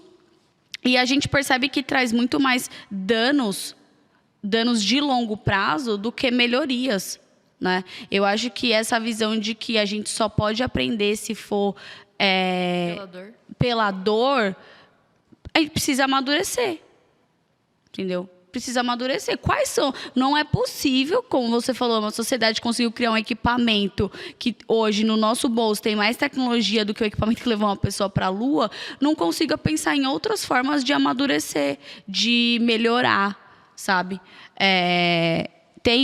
E aí, quando eu falo da questão das referências, né? Tem o Yuval Harari, que escreveu Homo Sapiens, que ele fala que a humanidade sempre lutou contra 3 grandes pontos, que foi a fome, o prolongamento da vida, a questão de bactérias e as guerras, porque são as 3 coisas que mais matam as pessoas, né? E que, no final do dia, a gente nunca teve, de fato, ganhos de expectativa de vida. O que a gente foi eliminando causas de morte, né? Que é diferente. Então, antes a pessoa morria com 40 anos porque ela pegava uma ebola, né? Então vamos extinguir ali, vamos combater o ebola, agora essa pessoa vive até 80. Mas a gente nunca conseguiu fazer a pessoa viver até 150, entendeu? Então, você foi eliminando causas de mortes mais que matava a pessoa mais jovem para que ela pudesse viver toda a expectativa mesmo. E aí ele fala que, ó, por conta de combater isso, a gente hoje vive o extremo, né? Então, hoje as pessoas morrem mais por má alimentação, né, por problemas às vezes até causados por obesidade e tudo mais, do que pela fome. Ele fala, as pessoas morrem mais hoje, essa questão da guerra, ela virou uma conversa muito mais diplomática, e eu estou falando de um livro que foi antes da guerra, do que a gente está vendo ali da Rússia e da Ucrânia. Porque ele falou que as pessoas agora elas entenderam que, como é que eu vou fazer uma guerra por território, se o capital mais valioso de um Vale do Silício não é o vale, mas as mentes que estão lá, né? Então, o valor passou a ser mais intangível, não é mais o ouro, o petróleo, a matéria, né? É um capital intelectual que eu não consigo acessar se eu for lá roubar com uma tropa. E a questão das bactérias é o avanço da medicina, né? O quanto que ela tem avançado, mas o quanto que esse avanço também faz com que criam-se novas drogas, novos ataques, né? Então, acho que, enquanto humanidade, a gente está sempre tentando outras formas. E eu não consigo chegar a uma conclusão de que as formas que já existiram e formas extremas como a guerra, elas foram bem-sucedidas a ponto da gente querer replicá-las, entendeu? Óbvio que eu não apostaria isso. Eu digo que essa é uma situação extremamente involuntária para mudar o sujeito. Sabe, tipo, é melhor ir numa casa onde há luto do que numa casa onde há festa.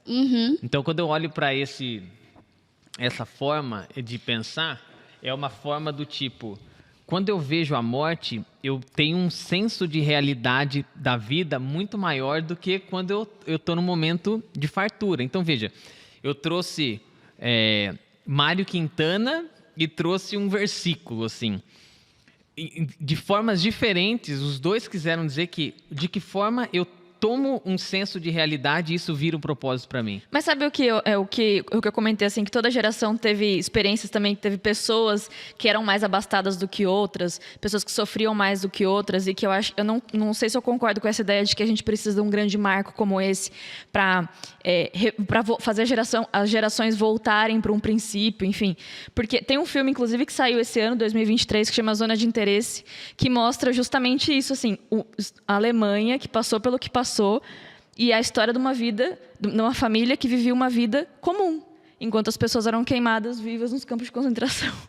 Então, assim, eu acho que ter um grande episódio como esse, uma guerra, ou um grande conflito, uma pandemia, algo assim, eu acho que ela não tem esse poder de transformar a geração, resetar a geração como um todo, porque as pessoas vivem em contextos diferentes e acessam aquela situação de formas diferentes.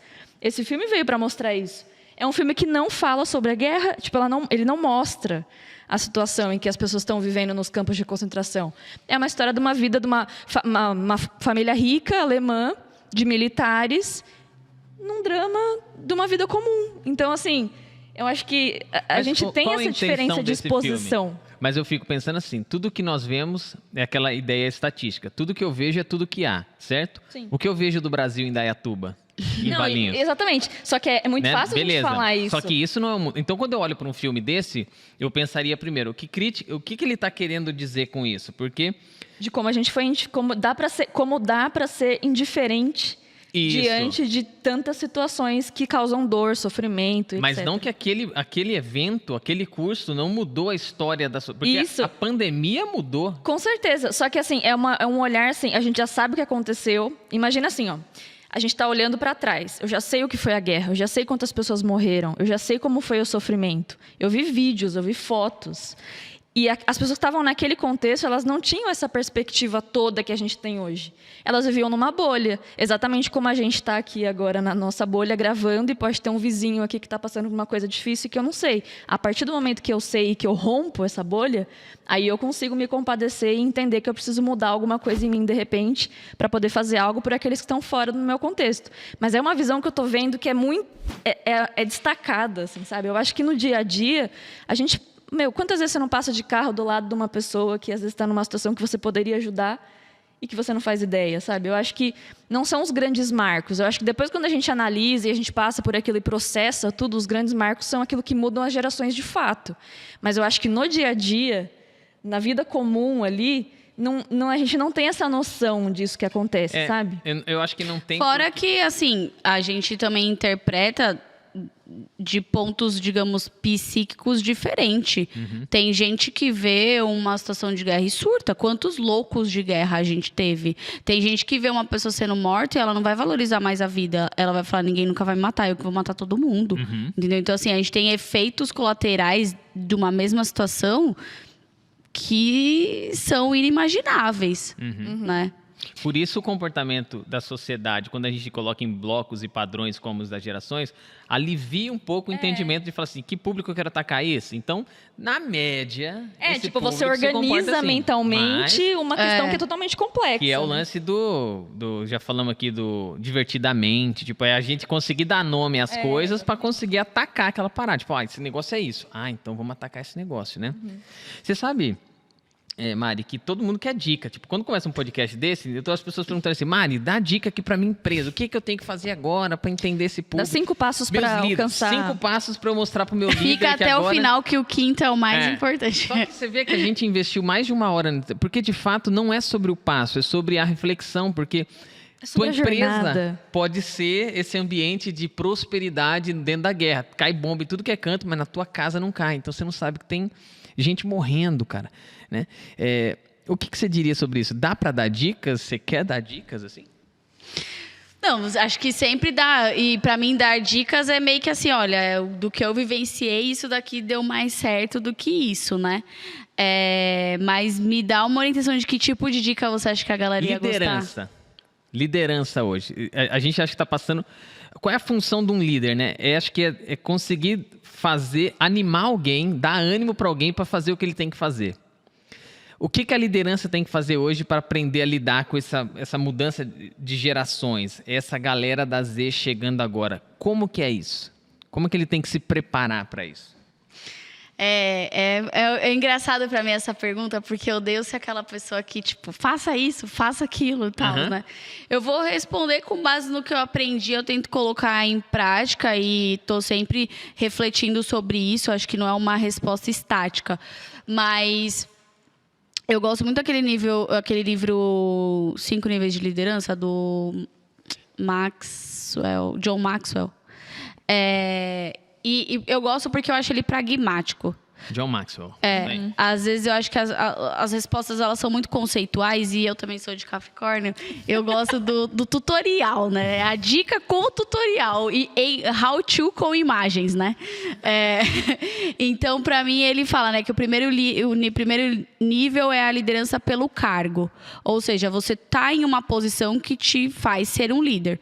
Porque tem a pessoa que às vezes é o líder, tipo, o líder dos estagiários, entendeu? Mas ele não tem um poder de exercer a liderança. Só que ele traz que esse nível pelo cargo é o poder da caneta. Então, às vezes, ele pode ser uma liderança meio ameaçadora, porque você só obedece porque é o chefe e ele pode, tipo, te ferrar, né? Então, ele fala que é o nível mais baixo de uma liderança, quase como se a liderança lideral. Aí, o segundo nível é uma liderança por relacionamento, que é como se fosse o chefe legal. Então, você... Porque, assim, a visão dele é que liderar é influenciar. Ou seja, você apontar uma direção e garantir que a pessoa está seguindo naquela direção. Então, a primeira camada, você vai apontar uma direção, a pessoa vai seguir porque você é o chefe, você está mandando. A segunda, você vai seguir porque, além de você ser o chefe, e elas são acumulativas, além de você ser o chefe, você é um chefe legal. Então, eu estou seguindo porque você está mandando, mas foi porque eu quero, né? O terceiro nível é porque você é uma pessoa muito competente na execução do seu trabalho, né? Então, é como se fosse, sei lá, um CTO, que ele tem um cargo de liderança, ele é um CTO legal, uma pessoa gente boa, e se ele precisar sentar para codar, o código dele vai ser impecável. Então, você também tem essa segurança meio que técnica, né? O quarto nível, e que eu acho que é onde a gente falha muito, é o líder que é capaz de formar outros líderes. E formar do ponto de vista de, tipo, formação estruturada. Olha, o meu trabalho é assim, você faz assim, e faz essa camada de sucessão na liderança. E o último nível ele traz líderes que são mártires, né? Que têm um amor pela causa tão grande que são capazes de mobilizar multidões em cima de em questões de objetivos. Ele traz a Madre Teresa, ele traz o Martin Luther King, enfim, lideranças humanitárias, né? Então, eu gosto dessa visão e eu acho que ela é independente de geração porque ela é prática. A gente tem que sair um pouco dessa visão. Eu acredito que tem pessoas que têm meio que esse instinto de liderar, né? Tem um pouco de se expor e vamos ver o que acontece e vai sair fazendo como se fosse um nível de proatividade mais destacada do que outras pessoas. Mas se a gente ficar colocando a liderança sempre como uma habilidade instintiva e não algo que pode ser ensinado, a gente vai parar de ensinar sobre isso. Né? Então, acredito que tem que trazer um pouco para a prática para a gente poder, de fato, formar líderes e acompanhar se eles estão sendo bons líderes, né? Se eles estão exercendo e qual é a expectativa em cima de um líder. Às vezes, a gente também tem o 8 ou 80. Ou é essa visão que é instintiva, ou é essa visão que você tem que ser o super-herói da Marvel que resolve todos os problemas. Né? E eu acho que o Brasil, como um todo, ele enfrenta uma crise de liderança muito grande em várias áreas, né? Em várias áreas, não só dentro das empresas. Eu vejo nesse exemplo que você coloca, então vamos lá, liderança pela causa, né? Se o cara ele chegou na posição que ele chegou porque ele entendeu que eu vou transformar a realidade da minha casa trabalhando e ganhando dinheiro, essa é a causa dele, mas vai ser incompatível com essa nova geração, certo? Porque ele não consegue vender essa mesma causa. Ele teria que buscar uma outra causa para fazer aquela luta. Eu estou pensando agora nos modelos, porque na prática daria inconsistência. Cara, eu não quero, né? A gente comentou agora, eu não quero lutar. O fim da vida não é trabalhar. O meu líder fez isso, então automaticamente, talvez esse não seja o cara que eu queira seguir. Já funcionou lá atrás. Quando a gente olha para a liderança, o Martin Luther King ou a Madre Teresa, era algo que extrapolava o trabalho, né? Que era um negócio que era muito além. Um quer tratar da questão racial dentro dos Estados Unidos e o outro quer acabar com a fome no planeta e dar um alimento espiritual ainda. Você fala, cara, todo mundo quer lutar por um negócio desse de certa forma. Minimamente, você não quer lutar, você fala, cara, concordo, vai em frente aí, porque o que você faz, bicho, com certeza vai transformar o mundo, né? Aí depois tem a questão da liderança, porque eu domino o tema. Pô, isso é muito legal, isso te dá um amparo, só que ao mesmo tempo você tem que ser super cuidadoso, né? Porque você domina o tema, mas você não está formando um outro cara para, às vezes, dominar o tema. Você ganha aquilo porque, eu sei fazer esse negócio, eu cheguei aqui porque eu sou bom. De todas essas, cara, quando você cita os exemplos, você vê em alguma delas alguma vantagem ou é a maneira como você exerce aquilo diante do público que você está? Porque talvez uma ou outra vai funcionar em determinados momentos, certo? Sim, vou tentar ir um pouco nessa linha que eu acho que você trouxe. Vamos pegar uma empresa. O dono vai trabalhar pra caramba, porque aquele é o filho dele, ele quer que dê certo, parará, parará. Isso é muito legal, isso é um valor. E isso pode estar permeando dentro de todas as gerações. Conheço várias pessoas da geração Z que têm esse instinto empreendedor, quer se dedicar e tudo mais. Agora, a partir do momento que você quer que todo o seu time tenha o mesmo comportamento, isso daí já é ruim. Isso não tem nada a ver com geração, acho que tem a ver com noção. Se você tem um alinhamento de expectativa com o seu time e você traz uma proposta clara, e eu acho que isso que falta muito entre as gerações, essa conversa, que é essa clareza. Porque o sentimento que a gente tem, e isso é muito comum no Brasil, é sempre de querer levar vantagem. Então, você não vai alinhar a política de hora extra, porque para você é muito mais conveniente ter alguém que trabalha até a hora que o trabalho acabou, e você não precisa pagar mais por isso. Ou fazer minimamente um banco de horas. Né? Então, estou falando de empresas menores. A pessoa que tem uma empresa menor, ela entende que ela está dando tudo de si e que ela precisa de ajuda e que precisa de flexibilidade. Mas quem tomou a decisão também de empreender foi você, entendeu? E aí você começa a montar time, colocar time em situações de contratação super vulneráveis e sem acompanhamento e sem regras, simplesmente porque você é pequeno e todo mundo tem que flexibilizar porque você é um empreendedor pequeno, entendeu? Então, eu acho que a geração Z, ela tem muito acesso à informação e é meio que ter conversas tipo preto no branco, entendeu? Tem uma trend da geração Z que é salário mínimo, esforço mínimo. Ué, e aí a gente começa... É um momento de questionamento de bases que o salário está proporcionalmente ligado ao quê? É o seu esforço físico, é a quantidade de horas que você permanece em um local, é a quantidade de resultado que você gera, é o seu capital intelectual, é o seu soft skill, é a sua hard... Porque assim, as coisas começam a ganhar muitas camadas de complexidade e o funcionário ele tem que ser cada vez mais... polvo, né? Conseguir ter múltiplas habilidades e o salário continua sendo regido pela inflação e correção e mudança de governo. Aí chega uma geração que não topa essa condição e eles são os folgados. Será que o folgado não é um empregador que quer que uma pessoa faça a função de 4 pagando por uma? Aí as pessoas não aceitam ser contestadas. Entendeu? Então, eu acho que ter essa conversa... Eu lembro que uma vez eu rodei um formulário na empresa e eu perguntava: quais sonhos você quer realizar na sua vida? Segunda pergunta: quais deles você acha que é a obrigação da empresa te ajudar a realizar? E aí? E aí a maioria tinha a ver com carreira mesmo. Eu quero me desenvolver na minha profissão. Eu acho que isso faz sentido. Eu, como empregador, eu exijo habilidades de uma pessoa. Por que eu não posso ajudar ela a desenvolver? Eu vou me beneficiar com isso? Agora, meu sonho é casar. Deus abençoe. No máximo, se chamar nós aqui, nós leva presente. Mas não é minha obrigação te ajudar a casar. Meu sonho é comprar um carro. Poxa, eu sou pagador, eu participo desse sonho. Agora, se você só gastar seu dinheiro e não administrar direito, entendeu? A gente pode ajudar, a gente pode ver. Será que a gente consegue flexibilizar alguma linha de crédito? Então, assim, entender esse alinhamento de expectativa. Porque a pessoa ela tá ali porque por ela. O trabalho ele é um meio, né?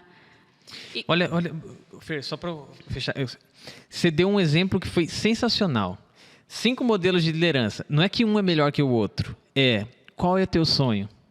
Alinha o teu modelo àquilo que o teu público pede. Que nem as marcas, certo? O que a marca se propõe? Que público-alvo ela quer atender? Quais são as condições? Então, meu amigo, se posiciona desse jeito para você conquistar. Eu gostei muito da sua pergunta porque essa semana eu fui no encontro lá do C12 e tinha um empresário que ele tem uma empresa que cuida de manutenção de caminhões, de pesados, assim. Ele falou, cara, eu trabalho com um público que cumpriu cadeia já, sabe, ex-presidiário. Então a gente faz... Como que a gente entrevista, né, Fer? O nosso público é outro. Você não tem ideia do que fala assim, cara, tem passagem? Tenho. Aí ele fala pro cara, o quê? Aí o cara já manda os códigos, que nem a gente se programa.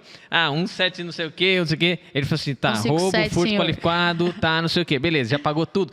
Mano, é muito engraçado o senhor falando, porque ele falou assim, Emerson, esse é meu público. Só que ele falou pra mim um negócio, cara, e foi muito interessante você falar isso. Ele falou, sabe o que eu comecei a perguntar agora? Eu pergunto pra pessoa assim, qual é teu sonho? Por quê, cara? Porque ninguém quer ser mais mecânico. Mas eu quero saber o sonho dele. Porque talvez ele não entendeu ainda que a realização dele passa por eu, como empregador, mudar o conceito dele. Porque você falou assim, o cara ganha uma grana, mas gasta tudo. O que ele colocou lá? Assessoria financeira. Porque eu pago uma grana e te ensino a gastar daquele jeito para que teu sonho se realize. Então eu gostei muito porque acho que a tua resposta... Para a liderança hoje significa, não é mais sobre o modelo que você escolheu. Você sabe fazer tudo, meu amigo? Parabéns para você. Mas pergunta o sonho do cara agora. Exatamente. E veja como que você articula os sonhos em prol de um objetivo em comum, né? Vai. Não, eu queria perguntar como é que você seguiu depois disso, então? Você recebeu as respostas e aí você chamou cada um para uma conversa, você foi fazer um alinhamento das expectativas, que é o que você falou, você trouxe para eles, você percebeu que o nível de maturidade, como é que estava esse nível de maturidade? Queria saber o desdobramento, porque eu acho que quem está assistindo também pensa assim, eu tenho a ideia de fazer um questionário também assim, mas eu não sei o que fazer depois disso. Ela, né?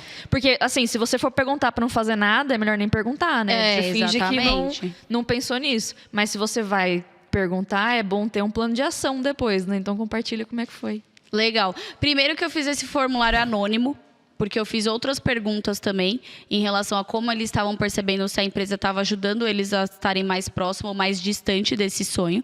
E eu queria que, de fato, as respostas viessem e as pessoas ficam com receio de, tipo, não sei, né? Vai que depois me demitem porque eu falei tal coisa. Então, coloquei anônimo. Então, eu não puxei isso para depois ir ter uma conversa com a pessoa. Mas isso me ajudou a balizar que tipo de conversas eu teria no meu one-on-one. né? E aí depois eu fui trazendo, olha, eu vi que tem sonhos que são assim, assim, como que você identifica mais o seu? E aí eu comecei a ter mais clareza do que trabalhar com cada pessoa, entendeu? Então tem pessoa, e eu acho que isso também está muito atrelado à questão de reconhecimento.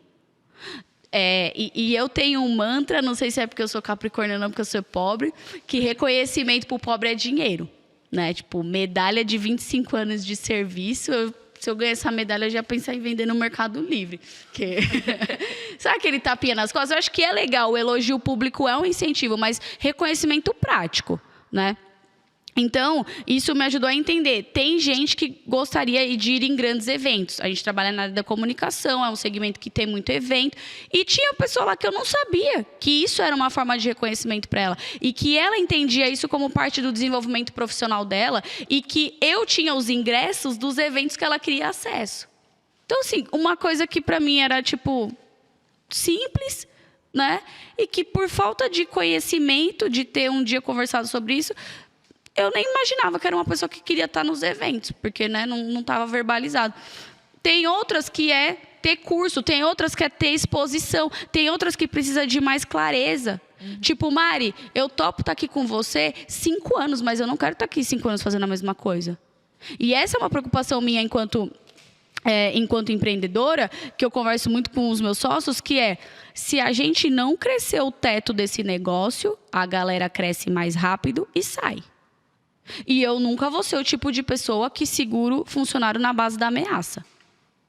Sabe? Então, é nossa obrigação, enquanto empreendedor, subir o teto dessa empresa, crescer esse negócio. Para a pessoa que hoje está numa posição, olhar e ver que para cima ainda tem posição para ela chegar. Porque se ela olhar e ver que eu sou o próximo nível, ela vai falar, fundadora eu não consigo ser. Não tem nenhum programa de partnership na empresa para a pessoa sentir que pelo menos sócia é possível dela ser. Ela vai embora, porque as pessoas querem continuar crescendo. Isso é inerente da geração, né? O que eu sinto a geração Z, ela é uma geração muito verbal, muito vocal. Porque é o que a gente fala, o digital deu o quê? Deu voz para todo mundo. A geração Z, ela usa a voz e a imagem. Por isso que ela é a geração do vídeo, né? Aquela geração que é demitida e vai lá, grava um TikTok falando como foi a demissão dela e tá nem aí se ela vai se queimar com isso. Ela é uma geração verbal. Então, aprenda a usar isso para criar as regras do jogo. O famoso combinado não sai caro, entendeu? Então, se a gente voltar, por exemplo, consultorias ou até empresas mais jurídicas, tem um plano de carreira mais estruturado. Eu acho que isso faz sentido ser retomado, entendeu? Porque a ideia de quebrar um pouco essa visão da estrutura era acelerar o crescimento das pessoas. Né? Então, eu não quero esperar 5 anos para ser gerente. Numa startup, se eu trouxer resultado, eu viro CEO. Né? Ok, por essa perspectiva, funcionou. Só que isso gerou um efeito colateral que é a desorganização. Você não tem nem modelo de crescimento. Você trabalha num lugar que você não sabe o que vai acontecer com você. E aí você cresce como? Pulando de emprego em emprego. Hoje a gente tem uma estatística no mercado que um CMO de uma grande corporação fica na cadeira 1 ano e meio. Você não consegue acompanhar o resultado. Turnover no Brasil, a gente mediu no nosso estudo lá, que a gente tem todo ano, cara, quase metade da população que trabalha troca de emprego todo ano. Então, como é que você gera... 40, como é que você faz a questão da gestão do conhecimento dentro da empresa? Como é que você tem visão de longo prazo? A maior parte Gente, o Brasil não é uma empresa de sistemas como a Ásia é. Que tudo se aperta um botão. O Brasil é uma empresa, um país muito de serviços e de pessoas, né? Vamos pegar o comércio, essa parte mais de serviços, é aquilo tipo, sei lá, faço a unha num lugar. A menina que faz minha unha saiu daquele salão, eu vou pro salão que a menina foi. Isso no Brasil tem muito, né? Então, como é que você pensa a retenção? Como é que você olha aquele ser humano e entende que ele está trabalhando por um motivo e esse motivo não é o mesmo que o seu? Tudo é customizado, né? Exatamente. A gente gosta de muito dizer, eu abro o meu Instagram, você abre o teu, existe um Instagram para cada um. São feeds completamente diferentes, exato. E os desejos também, a dinâmica está no nível de customização que a gente pode chegar agora. Porque se a liderança entender que no mesmo grupo ela tem 4 perfis, A gente trabalhou com uma empresa super famosa do Brasil e a gente criou um estudo que foi para o grupo de inovação deles. 130 pessoas. Eles separaram uma galera que eles chamam de inovação e pagam por isso. Eles vivem dessa parada. Só que o grupo era muito heterogêneo. E aí você disse uma coisa. A galera, os especialistas mais velhos, você falava assim, vai para um evento, vai para os Estados Unidos. Os caras falavam, tá louco? Não quero, mano. Não quero ficar uma semana nos Estados Unidos. Já fui, tô cansado. Mas você pegava a galera mais nova... Você fala assim, vai para os Estados Unidos num congresso lá no Vale do Silício? Que isso, cara? Que é assim, que o cara pode... mas tem que ir amanhã, viu, cara? Demorou, tô indo pro aeroporto agora. Que é o que o cara pode ganhar R$2.000 por mês, mas eu no churrasco da feira ele fala assim, não, eu trabalho numa empresa que me leva para os Estados Unidos. Agora, aí o especialista que ganha, sei lá, 20 pau por mês, 30 pau, fala, puta, eu vou ter que ir para os Estados Unidos de novo. Tipo, qual foi a prática? Mas isso é bom que você falou, porque a Fer falou para você, como que a gente fez a prática? Foi o que você fez. A gente mapeou os grupos e criou, foram 3 ícones, 3 turmas. Então, não que eles eram gente 3 botava avatares, a camiseta. né? 3 avatares. Bota a tua camiseta que seu avatar tal. Não. Isso fica no background do RH. O cara sabia dos 3 avatares e o time de gestão fala assim, ó, esse cara tá nesse público-alvo aqui. Se você fizer uma oferta para ele visitar feiras em São Paulo, por exemplo, ele vai curtir muito. Pronto, tá a dica. Que é a tal da organização que você quer, mental fulano, da beleza? geração. Pô, cara, eu gosto disso. Cara, eu tô com oportunidade aqui. Você não quer ir na feira, que vai acontecer daqui 2 semanas, uma feira de inovação, que vai ter na UNB, não sei o quê. Pô, claro que eu quero, não sei o quê. Pá, pontinho, né? Então, esse tipo de coisa você tem toda a razão. Estudar o público-alvo. Aí vem o teu DNA de branding, a tua formação. Eu acho que, na verdade, o meu olhar não é nem um olhar do branding, na verdade. Eu acho que a pessoa ela quer ser conhecida e quer ser vista. Né? É essa relação de interpessoalidade, sabe? Eu tive um chefe que ele falava que o desejo de todo mundo é amar e ser amado e que a cultura de uma organização é a forma como as pessoas escolheram se amar ali, em comum, né? Então, hoje a minha empresa é uma empresa pequena. Então, para mim, é incabível eu não conhecer a minha equipe e saber, tipo, o que está acontecendo na vida daquela pessoa. Não para me intrometer, mas para entender os anseios dela. Entender, por exemplo, eu sei até no nível de pessoas da equipe que tem determinados tipos de medicamento para que se ela chegar atrasada numa reunião, principalmente se for da manhã, a probabilidade dela ter dormido mais foi por causa disso. E aí não chegar estourando, entendeu? Então, assim, esse nível de conhecimento de você, de fato, olhar o ser humano e não o recurso humano, sabe? E aí é onde eu volto para você e falar, por que a gente não começa a tentar essa revolução a partir do amor? O amor como escolha. Hoje eu escolho não dar um esporro na pessoa que chegou atrasada, porque eu sei que ela toma um remédio que faz ela dormir demais. Isso, para mim, é um amor pragmático e não um amor fantasioso Disneyland, sabe? Então, eu acho que esse olhar de você se interessar genuinamente pela pessoa deveria ser a característica principal de uma liderança. Porque se você não tem esse interesse genuíno, vamos optar por uma carreira Y, né? Vamos se especializar mais em você ser um cara técnico, porque isso também é um ponto importante. Às vezes a indústria ela só promove quem vai para uma gestão. E aí a pessoa que não quer lidar com a gestão de pessoas, sente que para ela ter que subir na carreira, ela vai ter que. E aí ela está fazendo um negócio que ela nem queria estar fazendo. E aí vai fazer mal feito, vai fazer porque tem que fazer, e vai ficar jogando aquele jogo político que a gente vê que super acontece, principalmente em grandes empresas. Então, trazer esses momentos, assim, sabe? A gente vê ainda mais o Brasil. O Brasil, ele tem ainda, essa geração ainda tem esse negócio de que, tipo, eu construí essa casa fazendo tal trabalho, né? A gente vê, por exemplo, uma Natura da vida, a revolução que ela fez por dar uma revista na mão das mulheres para vender. Quantas mulheres não falam que criaram filho, que sustentaram casa, que criaram através desse trabalho, e aquilo é super valioso para ela. E aí é engraçado, porque ontem eu estava no evento com pessoas da geração Z. A gente tem um squad de influenciadores em uma marca, e um menino da geração Z veio agradecer por fazer parte do squad, que ele estava muito feliz e que ele promoveu um jantar na família dele para comemorar. Que top. E por quê? Porque o jantar está sendo através do trabalho dele. O trabalho dele como criador de conteúdo. Isso é mostrar para a família dele que o que eu faço importa e eu quero celebrar com vocês. A idade dele não está mudando esse comportamento, né? Então, por exemplo, lá no trabalho teve uma situação que tem uma menina que eu sei que ela meio que se inspira muito em mim, e eu sei disso porque ela verbaliza, ela não esconde, e ela foi uma pessoa que em diversos momentos se mostrou muito, muito leal, assim, trabalha super bem e tudo mais, e eu quis fazer uma simbologia para nossa relação. Né? Eu sou uma pessoa que gosto muito de tecnologia, gosto de computador, celular, e eu ia trocar de computador, estava revendo os computadores da empresa, estava selecionando quais máquinas a gente ia comprar e tudo mais. E eu falei, cara, dessa pessoa específica eu não vou comprar um computador. E eu queria que ela tivesse um MacBook, porque eu sabia que para ela ia ser importante. Né? O upgrade da máquina representaria um upgrade para ela profissional. E aí eu marquei de tomar um café para ela, e eu levei o MacBook, e eu falei, o seu MacBook é esse. Ele não é um MacBook novo, mas eu quero que você saiba que ele é o meu MacBook. E foi aonde eu fiz as apresentações que trouxeram a empresa até aqui. Então, agora eu estou passando aí para você, porque eu quero que você seja a pessoa que vai ocupar determinadas posições aqui. Então, assim, eu não estou te trazendo porque eu estou economizando na máquina, foi o que deu. Entendeu? É um signo. É a simbologia. Só que eu só conseguiria chegar para tomar esse café com essa menina e saber que isso ia representar algo para ela se eu conheço ela verdadeiramente.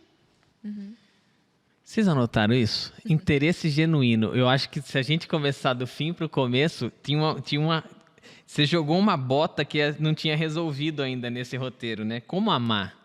Se interessa de verdade pelo cara que está do seu lado, é boa. Não é um negócio subjetivo. Se interessa pela pessoa de fato e tenta conectar o desejo dela com os interesses da organização da melhor forma possível. É o que você fez. Se interessa pela pessoa, é um upgrade na carreira dela, conecta com os interesses da organização, porque ela também vai assumir novas responsabilidades, se inspirando em você que fez aquilo. O signo no objeto, ele é tão simples, singelo, mas de fato, cara, é um combustível gigante, cara.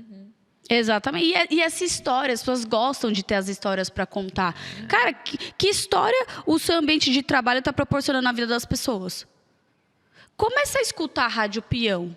Tudo bem que o padrão da Rádio Peão é ficar tocando fofoca e BO da empresa. Mas a pessoa chega... Eu sempre penso isso, qualquer ação que eu faço, principalmente quando eu trabalhava com evento. Quando a pessoa vier para esse evento, ela vai voltar para casa dela. Alguém vai perguntar, e aí, como foi? O que a pessoa vai responder? O que a pessoa respondeu é o que ela lembrou daquilo. Sua empresa, a pessoa trabalha aqui, ela chega em casa, todo dia alguém vai fazer essa pergunta. E aí, como foi? O que ela vai responder? Foi um inferno, não aguento mais aquele lugar, meu chefe é um escroto, faço a mesma coisa todo dia. Como foi? Foi igual ontem. Como foi? Normal. Você não tem capacidade de criar nada de novo na história de vida daquela pessoa. A obrigação dela se reinventar. Aí, para mim, volta no ponto que a gente comentou aqui. Sintomas que doem no indivíduo, mas que são de problemas coletivos. Entendeu? E quanto mais poder você tem dentro de uma organização, mais você poderia intervir nessas realidades. Mari Galindo, conta para as empresas, quem quiser contratar você para fazer esse tipo de coisa lá, como é que ele faz? Vou deixar o link aqui. E qual que é essa sua empresa, né, que você contou o case? Então, contar um pouquinho, né, rapidamente aí o que é a Nice House. Legal. Essa pergunta, o que é a Nice House, a gente brinca que está sempre em terapia, tentando definir o que a gente é. Mas... a Nice tem o propósito de trabalhar comunicação para a geração Z. Então, a gente entende que hoje as marcas têm um desafio que é rejuvenescimento de base de consumidores. E conversar com essa geração é um desafio para essas marcas. E é um desafio em 2 pontos. É um desafio na linguagem, porque falam de jeitos diferentes e tem essas questões dos signos e simbologias. E o que é o legal e divertido muda também de geração para geração. E a gente também tem um desafio de distribuição, né? O Brasil foi um país que viveu um fenômeno da mídia de massa, que é a TV Globo, que no auge ela conversava com mais de 85% da população. Então, uma marca que tinha dinheiro, ela comprava esse espaço e ela transmitia essa mensagem. Hoje, a gente vive a era da hipersegmentação, ou seja, você não consegue anunciar em um lugar que hoje fala com todo mundo. Então, como você fala segmentado, que é aquilo que você falou, cada um que abre tem um feed, você precisa falar segmentado, porque você escolheu um público específico para falar, e você falar com uma linguagem muito customizada, né? E a geração Z, ela é o ápice disso. né? Ela é o ápice disso, porque ela ainda é meio que anti-publicidade. Né? Ela não quer nem ver, ela instala adblocker, ela paga para não ter anúncio, né? Então, como que uma marca consegue apresentar o produto dela a ponto da geração Z se manter interessada em saber o que é, antes de saber o que comprar, né? Então, a gente ajuda as marcas nisso. A gente se posiciona hoje como uma empresa que trabalha, né, mídia com conteúdo para a geração Z. A gente faz isso através de criadores de conteúdo. E a gente também tem muito o propósito de ajudar os criadores a, de fato, viverem da criação de conteúdo e não só sobreviverem, que é um pouco a realidade brasileira para esse segmento.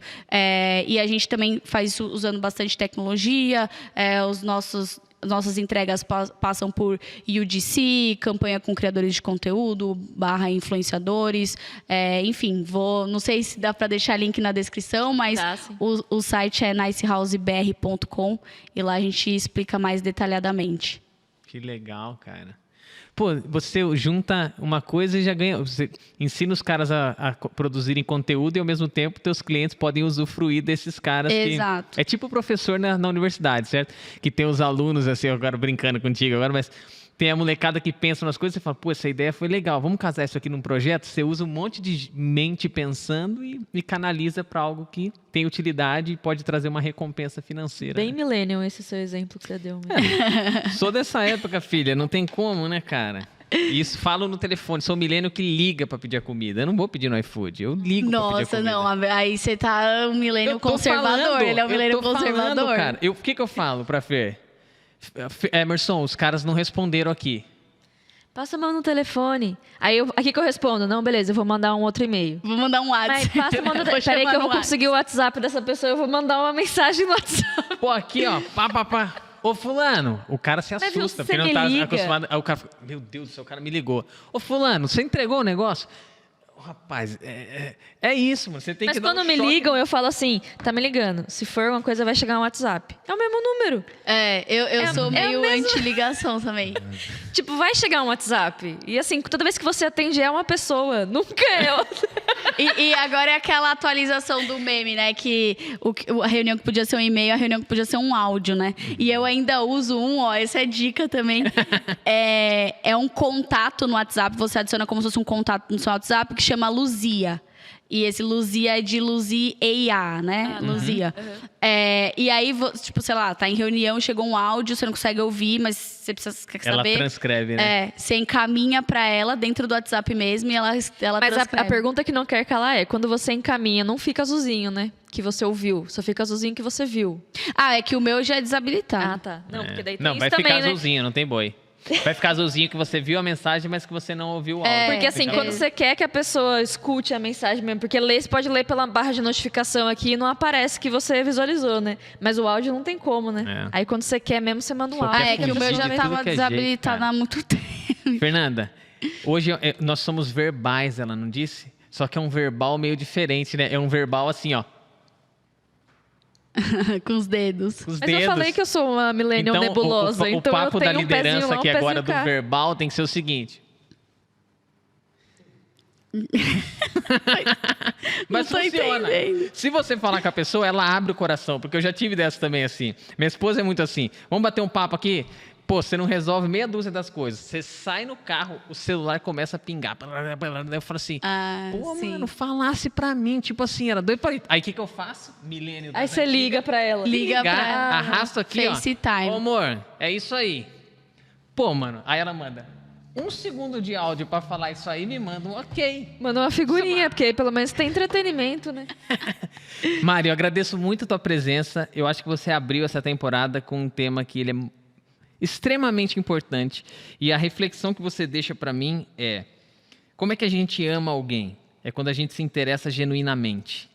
E se você fizer isso com quem está perto de você, não tenha dúvida de que você vai influenciar, que é a característica de uma liderança. Vai ser mais do que o cargo que você carrega, o título de líder pelo cargo que tem, né? Obrigado. Eu que agradeço, obrigada pelas perguntas, né? Perguntas não, acho que você me deixou super confortável quando falou, não é sobre certo ou errado, é sobre reflexão. E as reflexões que vocês trouxeram aqui pra mim também. É muito legal porque a gente fala, a gente também se escuta, né? Então, muito obrigada por essa oportunidade. Vou acompanhar aí a construção do novo cenário. Fiquei feliz de vir aqui no Day One, né? Sempre, o trabalho sempre vão chamar os capricornianos, aquela, né?